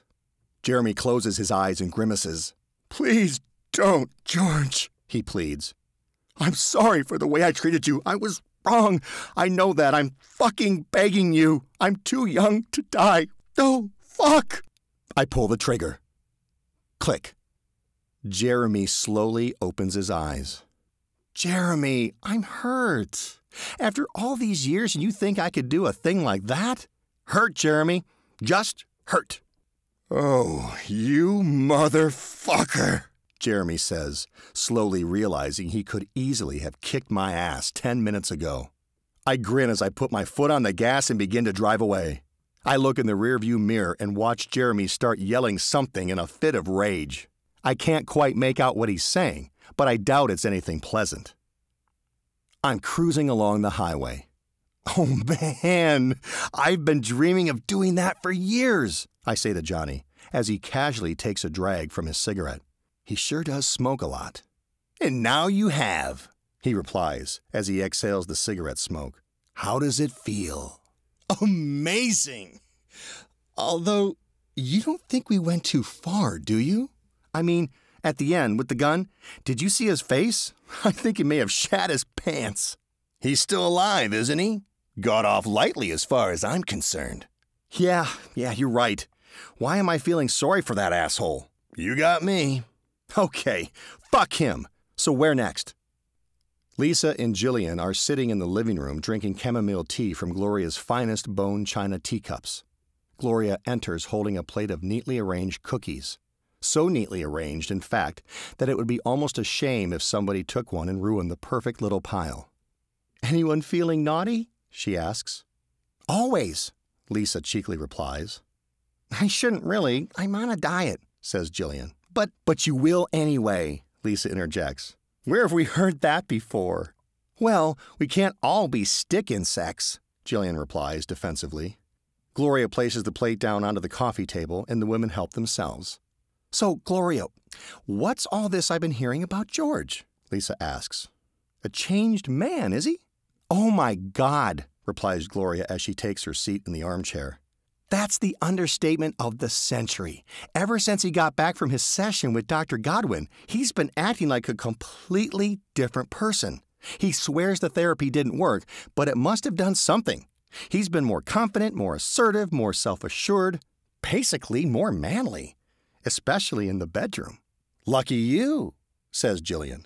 Maybe I should send Barry along to see this doctor of yours. He's in need of improvement, to say the least. Do it, Gloria urges. Seriously, if she can do that to George, the woman must be a flaming miracle worker. I've booked myself an appointment for next week. Remind me before you leave, I'll give you her card. Suddenly, a loud crash startles the women. What the hell was that? Asks Gloria as she jumps up out of the chair and hurries across to the window. She peers out between the blinds. What is it, Glor? Asks Lisa. Somebody's just crashed their car through my fence. Oh my God! Are they okay? Asked Jillian, as she and Lisa join Gloria at the window. All three women stand and watch Jeremy get out of his smashed-up Jag. He marches up the driveway toward the front door with the baseball bat in hand. I recognize him, says Gloria. I think it's somebody from George's office. Jeremy starts hammering on the front door with his fist. Bang, bang, bang. What's he doing here? Asked Lisa. That's what I'd like to know, replies Gloria as she turns and begins to leave the room. You're not going to open that door, are you? Jillian asks, slightly alarmed. He looks enraged. He's just crashed his car through my garden fence and completely flattened my petunias. Yes, I'm going to open the door. He's got some damned explaining to do, Gloria responds angrily. She hastily walks out of the living room, marches down the hallway, and opens the front door. Where is he? Jeremy demands before Gloria can utter a word. Where's who? She asks. George? Yes, fucking George. Who the fuck do you think? Well, he's not Jeremy barges into the house, almost knocking Gloria over in the process, and storms down the hallway. Gloria quickly regains her balance and runs after him. They enter the living room together. Both Lisa and Jillian just stare at Jeremy, unable to muster a single word between them. "Who the hell do you think you are?" Gloria demands. "You can't just barge into somebody's home like this. I should—" "George!" Jeremy yells at the top of his voice. He turns and barges past Gloria again. "And where the hell do you think you're going now?" she barks as Jeremy leaves the room. "Gloria," Jillian whispers, "I think you should call the police." "No, wait, let's find out what's going on first. Why does he want George?" "To beat him to death by the look of it," says Lisa. Gloria doesn't look amused. "Sorry," says Lisa, realizing her comment wasn't particularly helpful. "Just wait here. I'll try to talk to him," says Gloria, as Jeremy storms back into the room. "So where's that little bitch hiding?" he asks. "Don't you know forced entry is against the law?" says Lisa. "Shut up, you little rat-faced bastard!" Jeremy shouts, pointing the bat at her. He then turns his attention back to Gloria. "I'm only gonna ask one more time," he threatens. "Where's George?" "He's at work where he usually is on a Thursday. Why do you want him?" "He's not at work today. Or ever again after I get a hold of him." "Why? What do you mean? What do you think George has done?" "Just tell him he's in some serious fucking trouble," says Jeremy as he turns and storms back out of the living room. His footsteps can be heard as he marches down the hallway and out of the house. The three women rush over to the window again and watch Jeremy get back into his Jag. He reverses off the lawn, leaving huge tire marks on the grass, and then drives off quickly down the street. Gloria turns to Lisa and Jillian, who both just look back at her in astonishment. She bursts into tears. I slow the car to a stop outside the luxury car dealership and turn off the engine. Johnny and I sit and gaze at the magnificent vehicles on the forecourt. They glitter in the sunlight like big, precious jewels. "This is it, George," says Johnny. "This is what you've always wanted to do, right?" "Well, yeah, I suppose so." "You suppose so? Haven't you driven past this place every day for the past 20 years and dreamed of getting behind the wheel of one of these things?" "Well, yeah, of course, but not like this." "So how exactly did you plan on doing it? Work weekends for the next 40 years? Or are you expecting a big promotion anytime soon?" "No, it just doesn't seem right." "Right? George, do you think it's right that rich pricks like Jeremy get all the good things in life? The best houses, the best cars, the best opportunities, the best women?" I don't respond. "What do you want to do, George?" Johnny asks. "Just forget about it? Just drive on by? This is the only opportunity you're going to get to do this. Think about that." "But I can't steal a car." "It's not stealing. Not if we bring it back when we're done. It's just a test drive, that's all. A bit of harmless fun." So nobody loses anything? "Nobody loses anything." And nobody gets hurt? "And nobody gets hurt. What do you say?" I think for a moment and then nod my head. "I say fasten your seatbelt. We're going for a ride." I begin to open the car door. "Hold on there, cowboy. Not so fast," says Johnny. "What? What is it?" "Load the gun." "Hang on. You said nobody would get hurt." "And they won't, as long as they don't fuck with us." "Wait a minute. We didn't plan this." "Listen, I'm not saying we shoot anyone, but if we get into a tricky situation, you might need to fire a shot in the air. That way people think twice about being heroes." I don't know about this. "George, I'm not asking. Load the fucking gun." Gloria's sitting on the couch in a flood of tears. She's clenching her phone in one hand and a tissue in the other. Jillian and Lisa are doing their best to console her. "Listen, Gloria," says Jillian. "I really think it's time to call the police." "Jill's right, Glor," agrees Lisa. "But what if George has gotten himself into trouble?" says Gloria. "With the police, I mean. What if he's done something illegal?" "No, I'm going to try to call him again." She presses redial and holds the phone up to her ear. "Is it ringing?" Jillian asks after a moment. "No, it just went straight to voicemail again. What the hell's going on? Gloria asks in desperation.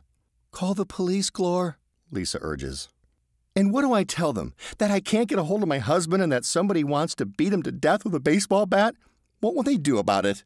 They could try to track him down, put out a call on their radios or something, anything to get him before that maniac does.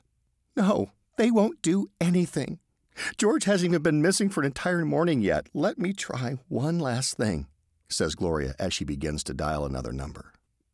The small, cramped shop is packed full of role-playing games and intricate miniature models of dragons, goblins, elves, and the like. Unfortunately, there are no customers to appreciate the magnificent display. At the back of the store, Teddy's sitting behind the counter, engrossed in a comic book.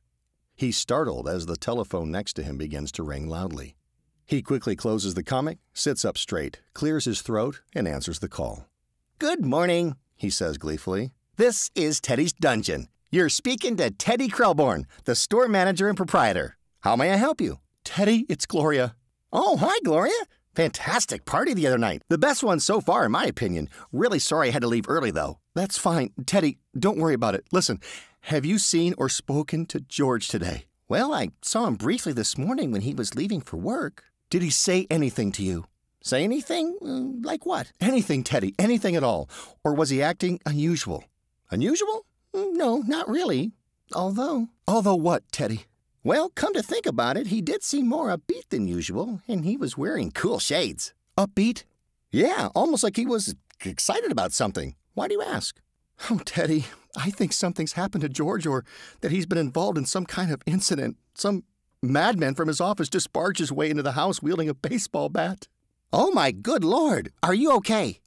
Yes, I'm fine, but he said George wasn't at work today, and when he couldn't find him here, he just sped off in his car. I've tried calling George at his office, but the line's completely dead, and his cell phone just goes straight to voicemail. I don't want to involve the police just yet in case I'll be getting him into even more trouble, but I don't know what else to do. I'm going out of my mind with worry here. That does sound all very peculiar, says Teddy. Teddy, I wondered if you could go out and look for him. You know George better than I do these days. You know where he might go. Gee, I wish I could, Gloria, but Mother still hasn't forgiven me for closing the shop that time I accidentally glued my hand to the counter. Plus, I have to pick up her prescription at 2 o'clock. Oh, Teddy, I'll go speak to your mother if that'll help, and I'll reimburse you for any lost earnings. Oh, no, what am I saying? I'm being ridiculous. George is my friend. Of course I'll help. Anyway, what Mother doesn't know won't kill her. Right. Gloria, you just sit tight. I'll begin the search. Oh, thank you, Teddy. You're a good friend to George. Gloria, consider him found. Teddy ends the call, jumps off his stool, and quickly makes his way through the shop to the front door. He turns the open sign around to read closed, and then exits the store, locking the door behind him. The automatic doors slide open. Johnny and I stroll through into the bright, air-conditioned showroom. I expect there isn't a car in here worth less than $100,000.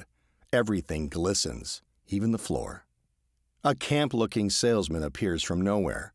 He greets us with a beaming smile. Good afternoon, sir. My name's Marvin, and I'd like to welcome you into the showroom today. Hey, Marv, I say. How's it going? I'm fine, thank you, Mr. Just call me George. Well, how can I help you today, George? Are you looking for anything in particular? Something fast, says Johnny. I'm looking for something fast, I tell Marvin. Well, you've certainly come to the right place. And what kind of price range are we working with here? Money's no object, Marv. Oh, I wish I could find a boyfriend just like you, George, Marvin says flirtatiously. Follow me. The silver Porsche Carrera GT convertible is a thing of beauty. It takes pride of place in the center of the showroom. I glance at Johnny. He's as impressed as I am, I can tell. Marvin opens the driver's door. Get in, George. See how it feels. Why, thank you, Marv. I get into the driver's seat and place my hands on the steering wheel. A rush of endorphins surges through my entire body. There are butterflies in my stomach like I haven't felt for years. I don't know how a car can make me feel this way, but it does. I can hardly contain my excitement. I must be grinning like a fool. Now this is what I'm talking about, Marv, I say once I finally get a hold of myself long enough to string a few words together. "This is what I call a car." "Oh, you're not wrong there, George," says Marvin as he gets into the passenger seat next to me. 605 horsepower, 5.7-liter V10 engine, 0 to 60 in 4 seconds, 0 to 100 in 7, and a max speed of 190 miles per hour. They've even increased the width of the wheels on this model for extra traction. "Well, that was nice of them," I say, still grinning giddily. "Would you like to take it for a spin?" "Marvin, I thought you'd never ask." I'm cruising down Main Street with the top down. I'm turning heads and it feels fantastic. It's genuinely a dream come true to drive a car like this. But in my dream, Marvin wasn't sitting next to me. "Just listen to that engine, George," he says. "I can barely hear it." "Exactly, George, exactly. It's as smooth as silk, and with a bit more gas it'll purr like a pussycat." "Well, let's see if we can make this pussycat roar." I give it more gas. The engine does indeed roar, and we accelerate sharply. The brute power is incredible, and so is the adrenaline rush. I've never felt anything like it. Marvin looks a bit concerned, though. He's clutching his seat tightly. "Careful there, George," he says. "We don't want to get pulled over." "You're absolutely right, Marv. Good thinking." I slow back down to 30. "That's much better, isn't it?" says Marvin. "Just cruising along on a day like today with the warm summer breeze through your hair. There's nothing quite like it." "Oh, I don't know, Marv." "Why? What's the matter, George?" "Well, cruising along like this is fine, but I just don't feel like we're doing the car justice. I mean, this car was made to go fast, right? Why have 605 horsepower, a 5.7-liter V10 engine, and a max speed of 190 if we just potter along at 30? It's like being Superman and taking the bus to work. You know what I mean, Marv?" "But we're on a public highway, George. There's a speed limit. It's the law." He has a point, I suppose. It would be both irresponsible and dangerous to go any faster. But fuck it. This is a once-in-a-lifetime opportunity. I can't resist. I step on the gas and the engine roars. Marvin holds on tightly as we accelerate quickly. He looks absolutely terrified. I shouldn't find that so funny, but I do. "George, slow down," he yells. "You're gonna get us in trouble." "Trouble? Come on, Marv. Live life on the edge. If you don't live life on the edge, you take up too much room. That's what I say." I give it a little more gas. Marvin holds on to his seat even tighter. "George, slow down right this instant," he demands. "Marv, we're only going 60. At least let me get it over 70. "George, I am legally responsible for this vehicle, and I am ordering you to stop the car immediately, or I'll be forced to call the police." He takes out his phone. I move into the oncoming lane and zoom past the cars in front. I swerve back into line, narrowly avoiding a collision with an oncoming people carrier. "Oh, shit! That was close!" I say, giddy with excitement. "George!" Marvin yells. "I'm warning you! Stop this car right now!" I glance across at Marvin. He's clutching his phone in one hand and gripping the seat with the other, clearly petrified. I can't help but feel a bit sorry for the guy. "Okay, Marv," I say. "Don't panic. I'll pull over." I slow the car to a stop at the side of the road. "There we are, Marv. How's that for you?" "George, turn off the engine and get out of the car right now." "Why?" "Why? You're clearly in no fit state to drive. I'm taking us back to the showroom." "I've got a better idea, Marv. Why don't you get out and I'll take the car for a spin by myself. Then I'll drop it back off at the showroom when I'm done, okay?" "You must be completely out of your mind if you think that's ever going to happen." To be honest, I thought he'd object. In that case, there's only one thing I can do. I slowly pull the gun out from underneath my shirt. I remember what Johnny told me. Keep it low, out of sight of passersby. Marvin looks terrified. He immediately holds his hands up in surrender. "Put your hands down, Marv," I say, glancing around to see if anybody saw. He does as he's told. "Now, Marvin," I say calmly, "please get out of the car and don't make a scene." That's another thing Johnny told me. You stay calm, they stay calm. "Okay, George. Don't do anything hasty.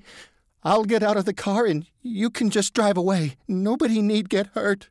Thanks for your cooperation, Marv. It really is appreciated. Marvin gets out of the car, gently closing the door behind him. I slip the gun back into my waistband. Thanks, Marv. No hard feelings. Okay, buddy? Marvin looks like he's about to cry.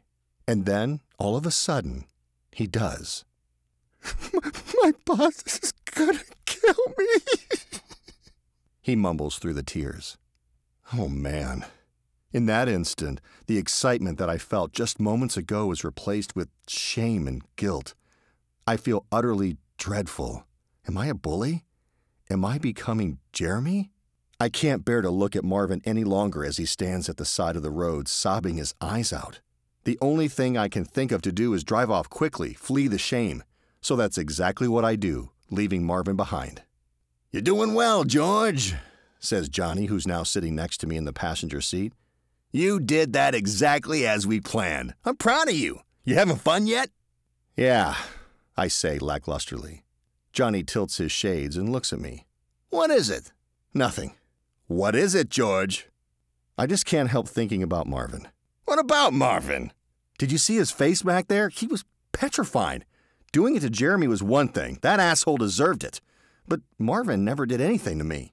"Don't worry about Marvin. He'll be fine. Just a bit shook up, that's all. You may have even done him a favor." "A favor? How do you figure that?" "You put some excitement into his dull existence. He'll be telling this story for years." "Yeah, to a therapist. I probably just traumatized the poor bastard." Johnny laughs. "What?" I ask. "I'm serious." "I know you're serious, George. You're a nice guy, but that's also your weakness. That's why people could take advantage of you. You need to toughen up. Marvin will be fine. He got a bit of a fright, but he lived to tell the tale, right?" "I suppose so." "Come on, you're doing what you always dreamed of here. Enjoy it. Don't ruin the moment by worrying about something you can't change." "Yeah, okay." "So, how does it feel? The car, I mean." The grin creeps back onto my face. "It feels absolutely amazing." "As good as you imagined?" "Better." Jeremy's sitting in his beat-up Jag at the side of the road, listening to the radio. "Good afternoon," the newscaster announces. "And here are the headlines at noon. Local police are appealing for witnesses to a shocking armed robbery that happened within the past half hour. A man in his early to mid-40s, average height and build, with short dark hair and going by the name of George, has reportedly stolen a luxury sports car while out on a test drive. The salesman was left extremely distressed but otherwise unharmed on Linethorpe Road as the suspect headed north in the silver Porsche Carrera GT. Police stress that the man is armed and extremely dangerous, so must not be approached under any circumstances. But if you have any information that could help the investigation, then please notify the authorities as soon as possible." In other news, a local woman has become the first person in history to receive a double... Jeremy switches off the radio. "Oh, I'm bringing you in, motherfucker," he says as he starts the car and revs the engine. Teddy drives along slowly. Something in the road ahead catches his attention. "What the heck's going on here?" he says to himself. "Is that your car, George?" Teddy slows to a stop outside the Bridge Street car dealership, directly behind a police cruiser. The showroom doors slide open, and Teddy enters. The receptionist looks up from behind her desk. "I'm sorry, sir. We have to close the showroom for the rest of the day." "Oh, okay," Teddy replies. "It's just that I saw my friend's car parked outside and thought he might be in here. Obviously, he's not. Sorry to bother you." Teddy turns and begins to leave. "And which car would that be, sir?" Teddy stops in his tracks. He slowly turns back around to face the receptionist. Is it the blue station wagon?" she asks. "Well, sir, please come with me." The receptionist walks out from behind the desk and heads toward the back of the showroom.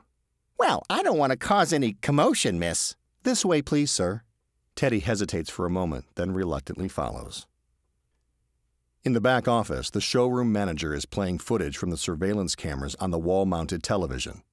A police officer stands next to him and examines the video closely. Opposite, a female sales assistant sits next to Marvin and does her best to comfort him as he sobs into his handkerchief. "The worst part," Marvin says, was when he had the gun pressed up against my head, and he asked me if I was feeling lucky. I thought he was going to kill me right there and then." Marvin burst into tears. The sales assistant puts her arm around his shoulders and does her best to console him. "It's okay, Marvin," she says in a gentle voice. "You're safe and sound now, with us." The office door opens and the receptionist enters. "Excuse me, sir," she says. "Yes, what is it?" the showroom manager replies without taking his eyes off the television screen. "I have a gentleman here who knows the owner of the blue station wagon." Everyone immediately turns to look at Teddy as he sheepishly enters the room. He smiles and gives a nervous wave. "Hey there," he says. "What seems to be the problem?" "Sir, do you know this man?" the police officer asks, pointing to the footage on the television screen. "What's happened?" asked Teddy. "Sir, is this your friend?" Marvin blows his nose loudly. Teddy stares at him. "Sir!" the officer says authoritatively.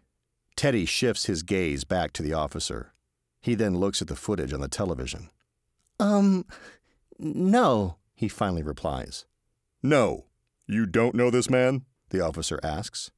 "No, officer, I've never seen that man before in my life." "Well, this is the owner of the blue station wagon that's parked outside." "Sir, you said that was your friend's car," the receptionist says accusingly. "I'm sorry," Teddy says. "I'm obviously mistaken. Cars all look the same to me. It's certainly the same color as my friend's car." "What's your friend's name, sir?" the police officer asks. "Fred," Teddy answers quickly. "Does Fred have a last name?" "Stallone." "Stallone." "Yes." "Fred Stallone," the officer confirms. "Well, he's an old work colleague, actually," explains Teddy. "We're not that close anymore. To be honest, I haven't seen him for years. You know what friendships are like. They drift apart." "Well, if you haven't seen your friend for years, sir, then how can you be so sure that this man isn't Fred? I mean, the angle's not very good." "Fred's black," Teddy replies. "Black?" "Yes, he's from Uganda originally." "Fred Stallone from Uganda." "That's right," Teddy confirms. "Are you sure, sir?" "Yes, I'm absolutely positive. That's not my friend. I've never seen that man before in my life. I'm ever so sorry for wasting your time." The police officer just stares at Teddy for a moment. Teddy stares back. "That's okay, sir," the officer eventually replies. "You're free to go. Thank you for your time." "Sure, no problem. I'm sorry I couldn't be of any assistance. I hope you find your man soon." "Oh, don't worry, sir. We will." Gloria's sitting on the sofa, clutching her tissue. She has big black mascara streaks down both of her cheeks. Jillian's sitting next to her, holding her hand. Lisa enters the living room carrying another pot of tea. She places it down on the coffee table. "George will be fine," Jillian says as reassuringly as she can.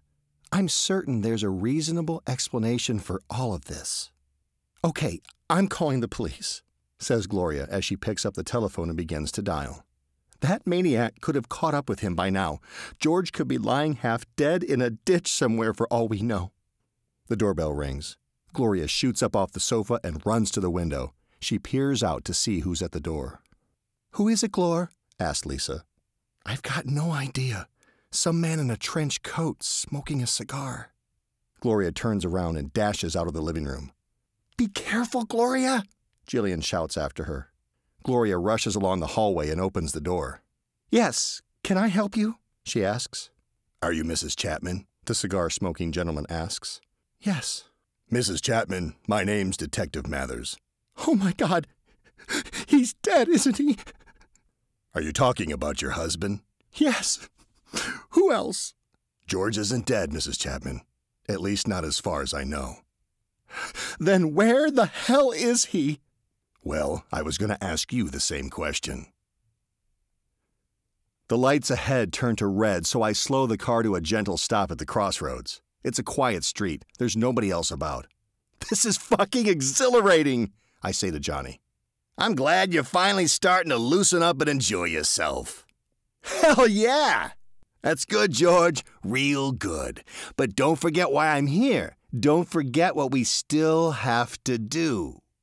I know exactly what he's talking about, and my stomach turns just thinking about it.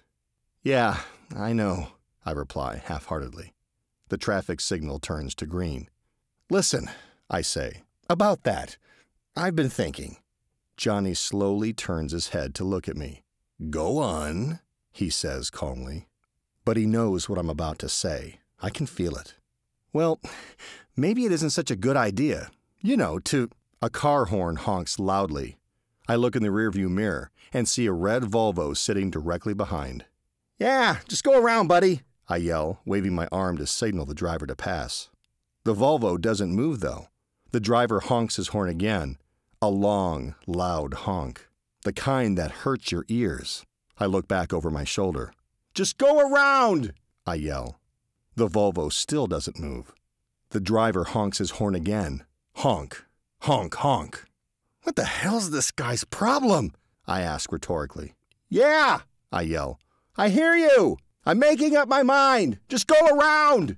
The Volvo driver revs his engine. He creeps forward slowly until he bumps into the back of the Porsche. I quickly pull on the handbrake to stop the car from shunting forward. Motherfucker! Oh, this guy's asking for it, George, says Johnny. You just gonna let him treat you like that? Fuck no! I get out of the Porsche and turn to face the asshole in the Volvo. It's a scrawny little bastard in his 30s. Looks even geekier than I do. What the hell's your problem? I yell. I said you could pass! The Volvo driver rolls down his window and pokes his head out. What's my problem? He says. Rich pricks like you who think they own the fucking road. That's my problem. When the light turns green, that means you go, asshole. Johnny gets out of the Porsche too. I turn and look at him. He just stares at me. He doesn't say a word, but I know what he's thinking. I turn back to face the asshole in the Volvo. I say, it never ceases to amaze me. Yeah? What's that? The guy asks. How people act when they're behind the wheel of a car. When they're encased in a ton of steel and toughened glass. Even the scrawniest little bastards think they're invincible. Why don't you get out and we'll see how tough you really are? I begin to approach the Volvo. As I get within a few feet, the driver quickly closes his window. Yeah, I say. That's what I thought. I turn around and begin to walk back to the Porsche. As I do, I hear the car door open behind me. I look back over my shoulder to see the guy get out of the Volvo, holding a milkshake. He throws it at me as hard as he can. The flimsy cardboard cup bursts open on impact, and I'm drenched in ice-cold strawberry milk. Fucking dickhead! The guy yells. The freezing liquid knocks the breath right out of me. I feel abused. I feel humiliated. I feel like I'm about to fucking explode. Without thinking, I pull the gun out from underneath my shirt and turn to face the scrawny bastard. I can tell by the expression on his face that he wasn't expecting this. I march furiously towards the guy. He quickly gets back into his car, slamming the door shut behind him. As I get closer, I can see him frantically trying to pull the Volvo into reverse. But in a panic, he stalls. I try to pull the car door open, but he locks it just in time. I don't know what I'm doing. I'm just blinkered with rage. I start hitting the window with the butt of the gun. Bang, bang, bang. It's toughened glass, but it eventually smashes. I reach into the car with my free hand and grab the guy by his shirt. With all my might, I pull his scrawny ass out of the broken window and let him fall face down onto the road. I grab the back of his neck with one hand and place the barrel of the gun to the top of his head. He freezes stiff.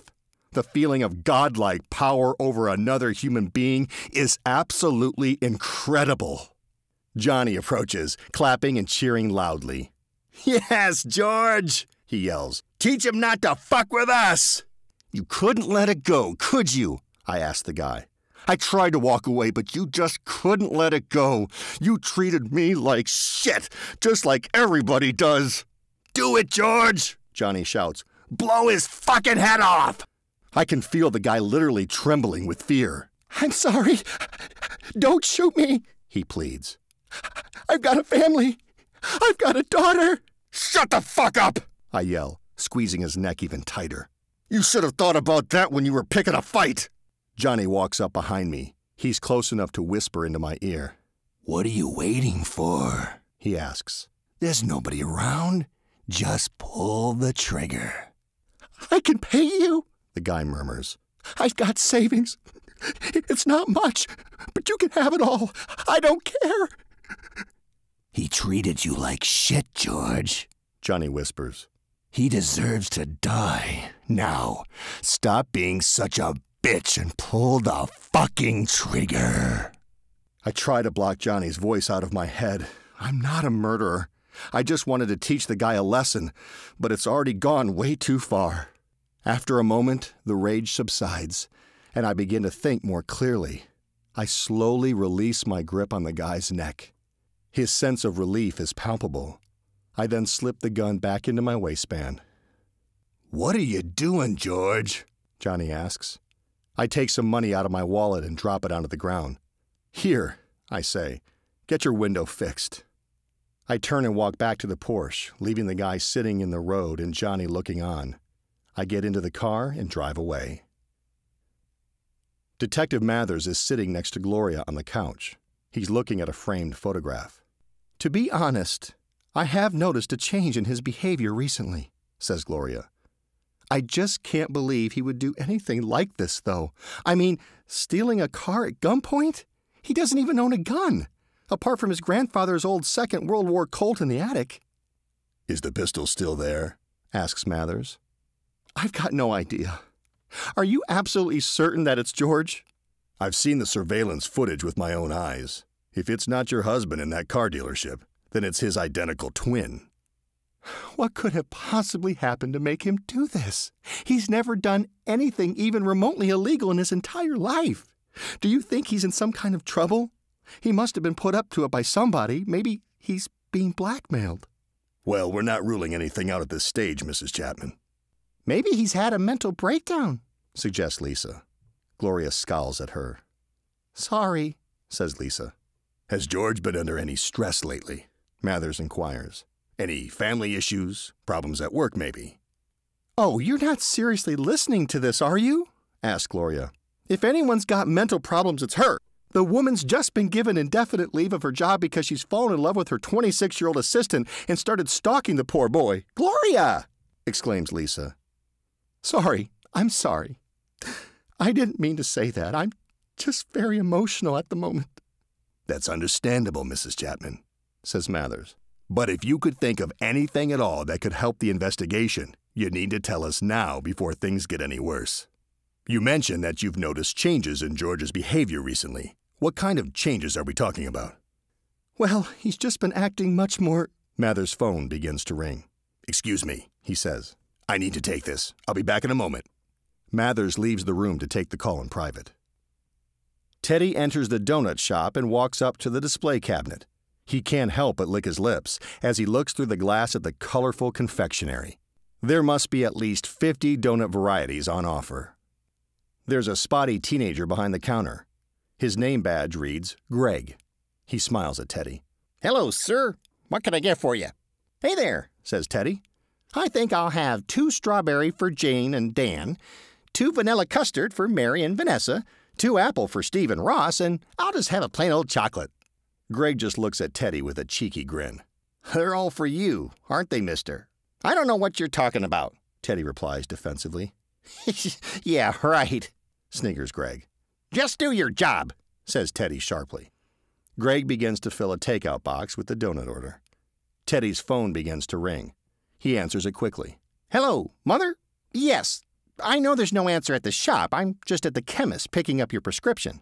Greg places the box full of donuts onto the top of the display cabinet. Here's your donuts, sir, he says loudly. Teddy glares at Greg, who just grins back. Okay, Mother, says Teddy. I'll get back to the shop as soon as I can. I just need to do a couple more things and... Yes, I know we could get a customer at any moment. Yes, Mother, I understand. But Gloria called and... You know Gloria from next door. She and George are having a little trouble at the moment, and I'm just helping them out. Well, no, Mother, that's not strictly true. She does visit at least once a year at Christmas and... Okay, Mother, okay. I'll go back to the shop now. Yes, I won't be late for dinner either. Okay, bye, Mother. Yes, bye-bye. Teddy ends the call and then looks at Greg, who's still grinning smugly. That's $6.50, says Greg. Teddy hands him some money. And yes, says Teddy, I want the change. I'm just driving. I'm trying not to think about the destination. Johnny just sits there next to me, quietly taking drags from his cigarette. There's an uncomfortable atmosphere between us. We haven't spoken for a while now. He slowly turns his head to look at me. I can feel his stare, but I don't acknowledge it. I just keep my gaze fixed firmly on the road ahead. So, you want to talk about what happened back there? He finally asks. I don't respond immediately. I'm still seething.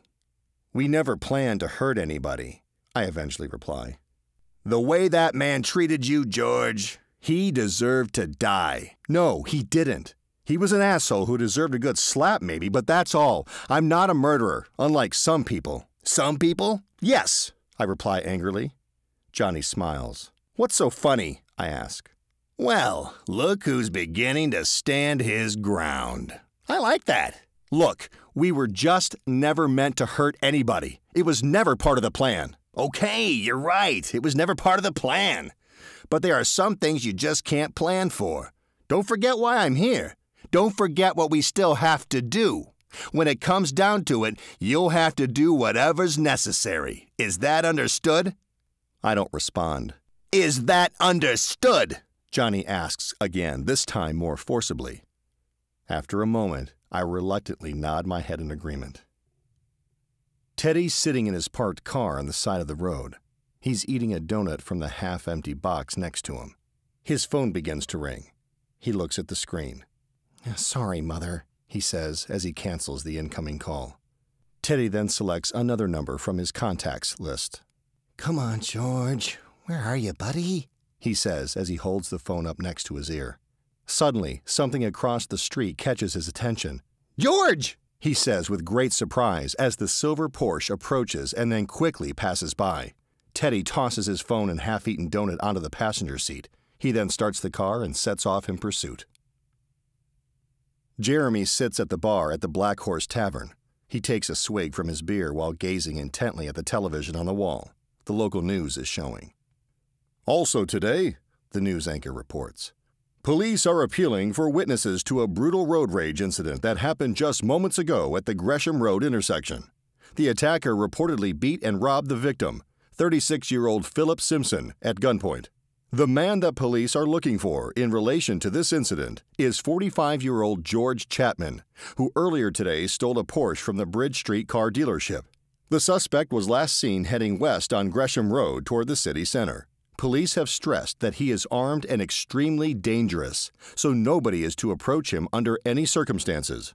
However, if you know the man's whereabouts or have any information that could be helpful to the investigation, then please contact the local police authorities immediately. Jeremy throws some money down onto the bar and grabs his suit jacket from the stool next to him. He then dashes out of the tavern, almost knocking over an elderly couple in his haste. Teddy slowly drives along the busy main street. He spots the Porsche parked up at the side of the road. It's empty, but it's beginning to draw a crowd. There are 10 or so people gathered around it taking photographs with their phones. Gotcha, Teddy whispers to himself. My stomach's in knots as I enter the bank with Johnny by my side. His nonchalant demeanor has changed. I've never seen him this animated, this alive. He looks around with a grin on his face and a glint of excitement in his eyes like a kid in a toy store. But the only thing I can do right now is try my best not to vomit. Things certainly have changed, Johnny remarks. Yeah, no shit, I say, glancing around. I count 3 cameras. That means we've already been filmed from every angle. Oh, this is ridiculous. We can't go through with it. George, shut up, calm down, and join the fucking line. We've been through this already. It doesn't matter about the cameras. Just keep your shit together, and in a few minutes we'll be on the open road and out of this shithole for good. I do as I'm told and take my place at the back of the line that leads to the cashier desks. This is fucking crazy. What's the temperature in here? It feels like 100 degrees. I'm sweating through my shirt, I say, wiping the beads of perspiration from my brow. The old lady in front of me glances over her shoulder. We make eye contact, so I smile politely. Afternoon, I say, trying my best to, in Johnny's words, hold my shit together. Nice weather we're having. The old lady smiles and nods before turning away. That's it, you're doing well, Johnny says encouragingly. Nice and natural. I just continue to smile and nod my head to acknowledge his remarks. Now the young woman next to the old lady glances back at me. All I can do is continue to smile nervously like a goddamn grinning idiot. After looking me up and down for a second, she smiles back and then looks away. Oh, shit. They're on to us? I whisper. They know we're up to something. We gotta get out of here. Shut up, Johnny commands. You look like you're talking to yourself. They don't know shit. If you stop acting so fucking crazy, we'll be fine. If I stop acting crazy? Oh, I think it's a bit too late for that now, isn't it? Suddenly, a hand grabs my arm. I turn sharply to see Teddy's pudgy red face. George, he says, trying to catch his breath. Ah, fuck. Get rid of him, says Johnny. He's gonna fuck everything up. Teddy, what the heck are you doing here? I ask. Looking for you. Looking for me? Why? Shouldn't you be at work? Yes, but Gloria called. She says you were in some kind of trouble. You've spoken to Gloria? Yeah, earlier today. Apparently some crazy guy from your office came around with a baseball bat and the police are saying you stole that Porsche outside at gunpoint. Keep your voice down, Teddy, I say, looking around anxiously to see if anyone overheard. A couple of people in front of us in the line are beginning to edge away. George, please, just shoot him, says Johnny. He's fucking up the plan. Teddy, I say, that's all a big misunderstanding. I've only borrowed the Porsche. We're going to take it back this afternoon. We? Asked Teddy quizzically. I mean me, just me. But they're also saying on the radio that you pulled a man from his car and robbed him. Robbed him? That fucking liar. Oh, George, please tell me this isn't true. Of course it isn't true.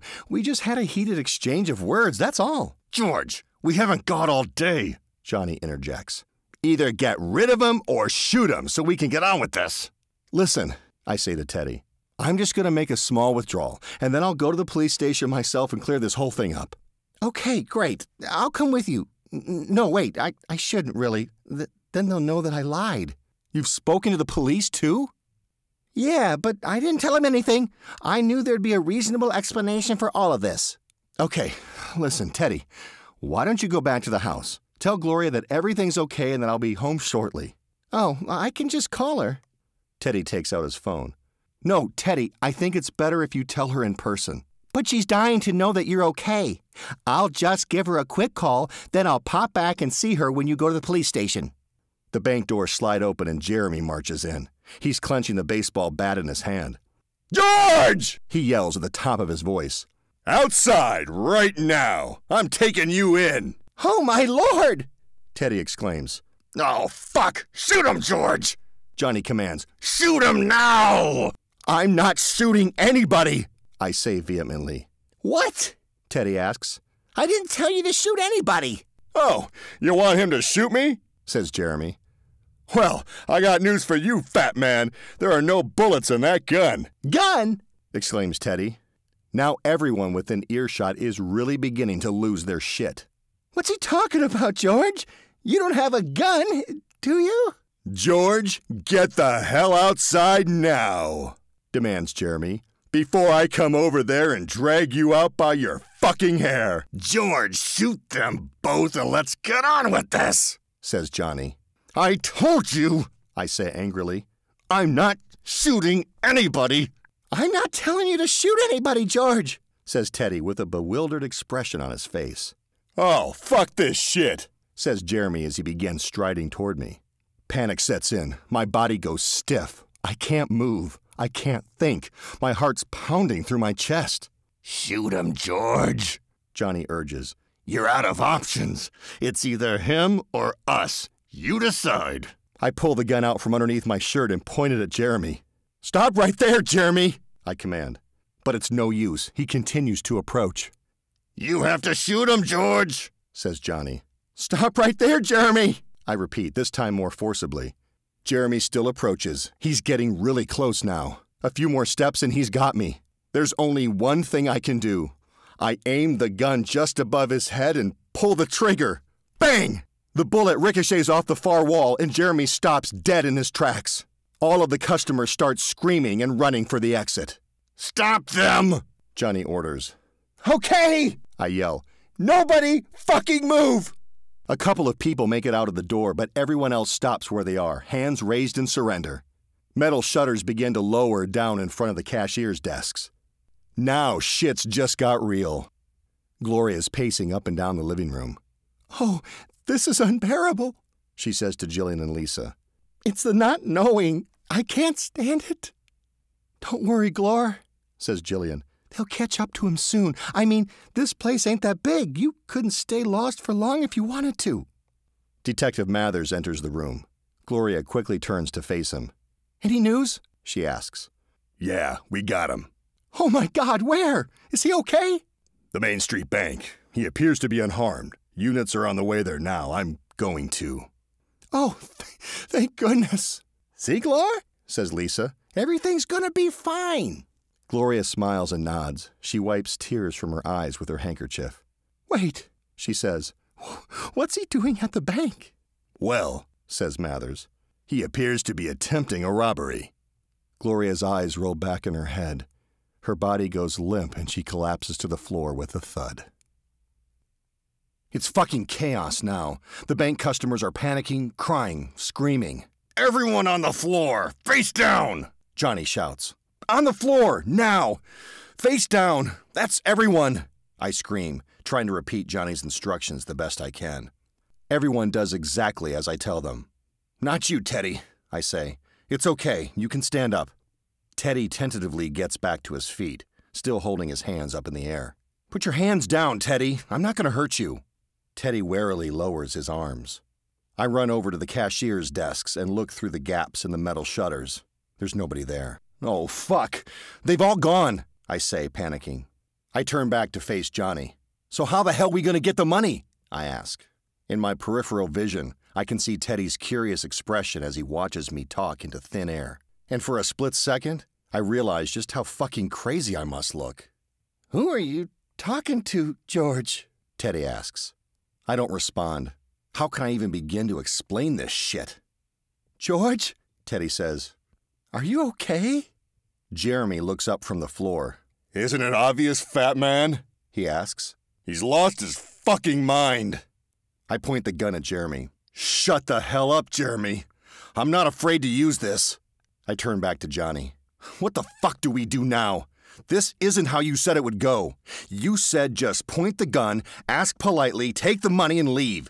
You said it would be easy. Shut up! Johnny snaps. I know what I said. I'm thinking. Oh, this is fucking hopeless, I say despairingly. We gotta get the hell out of here. They must have triggered a silent alarm. The police will be on their way right now. I begin to make my way toward the exit. Mr. Chapman, this is the police, says a loud voice coming from a megaphone outside. I freeze. The panic hits again like a tidal wave.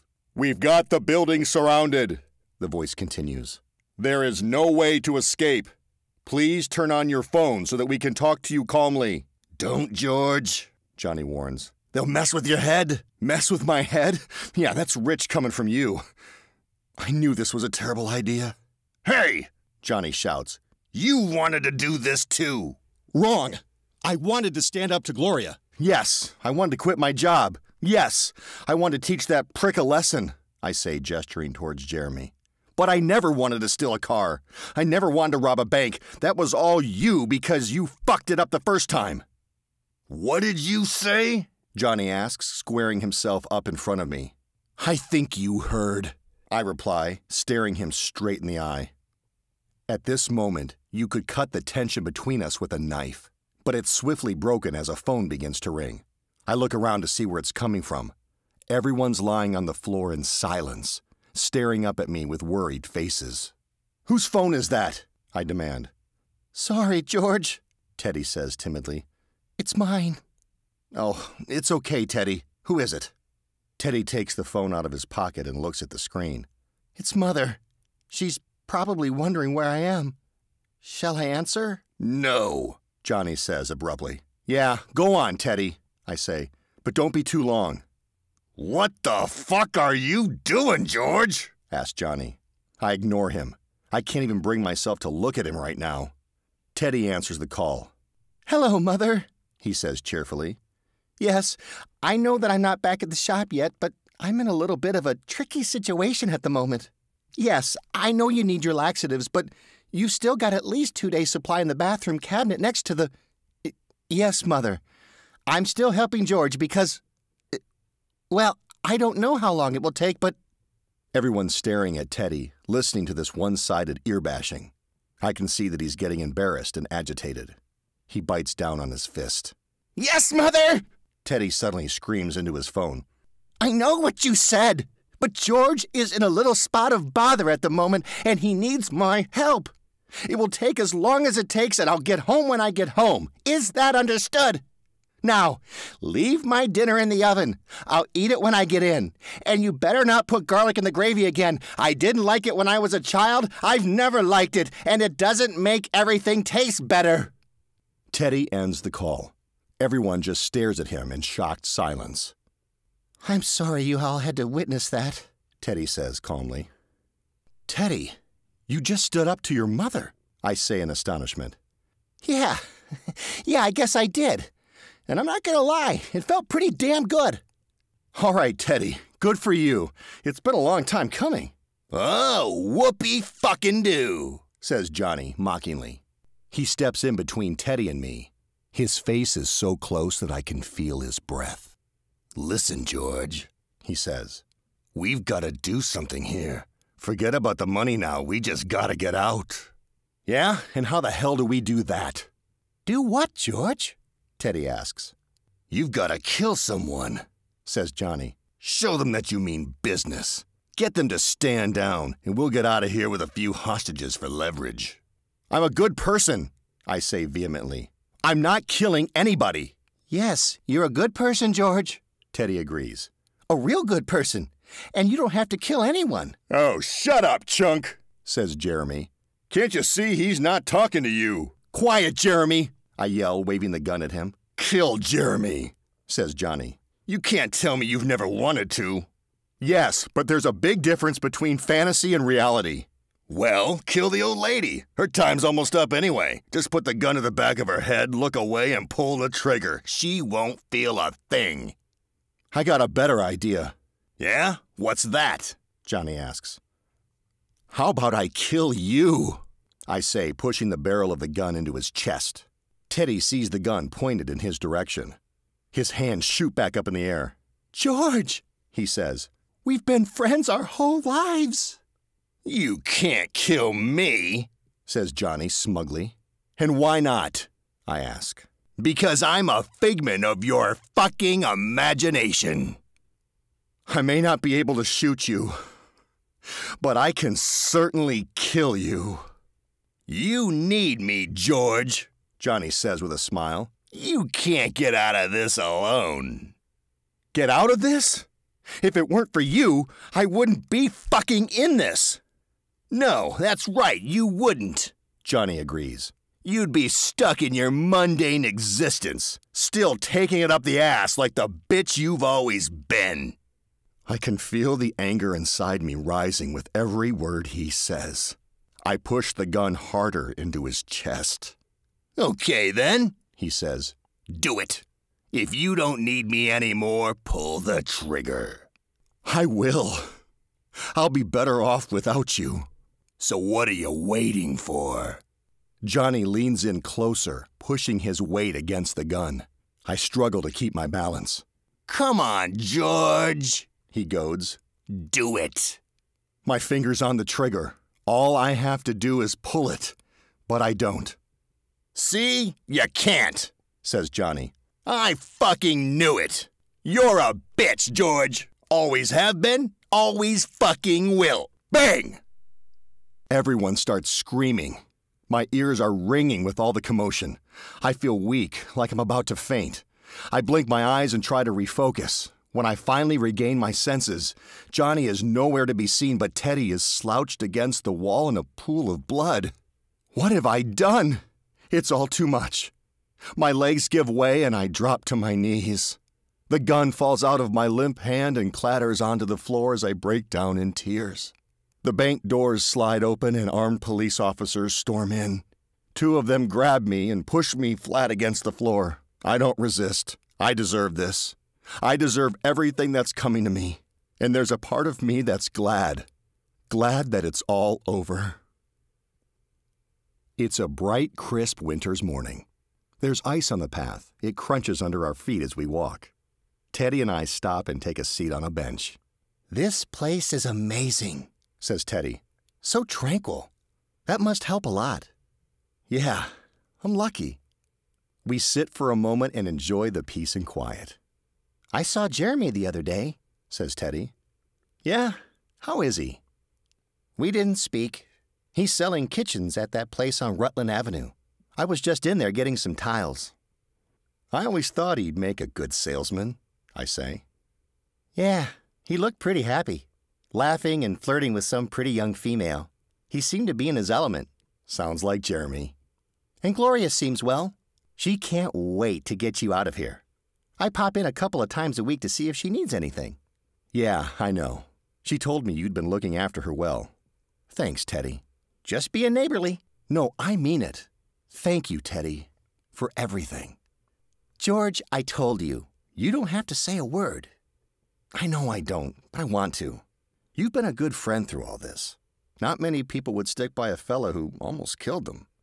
It was just a flesh wound, Teddy says dismissively. But it could have been worse. A lot worse. But it wasn't, and that's all that matters. What's done is done.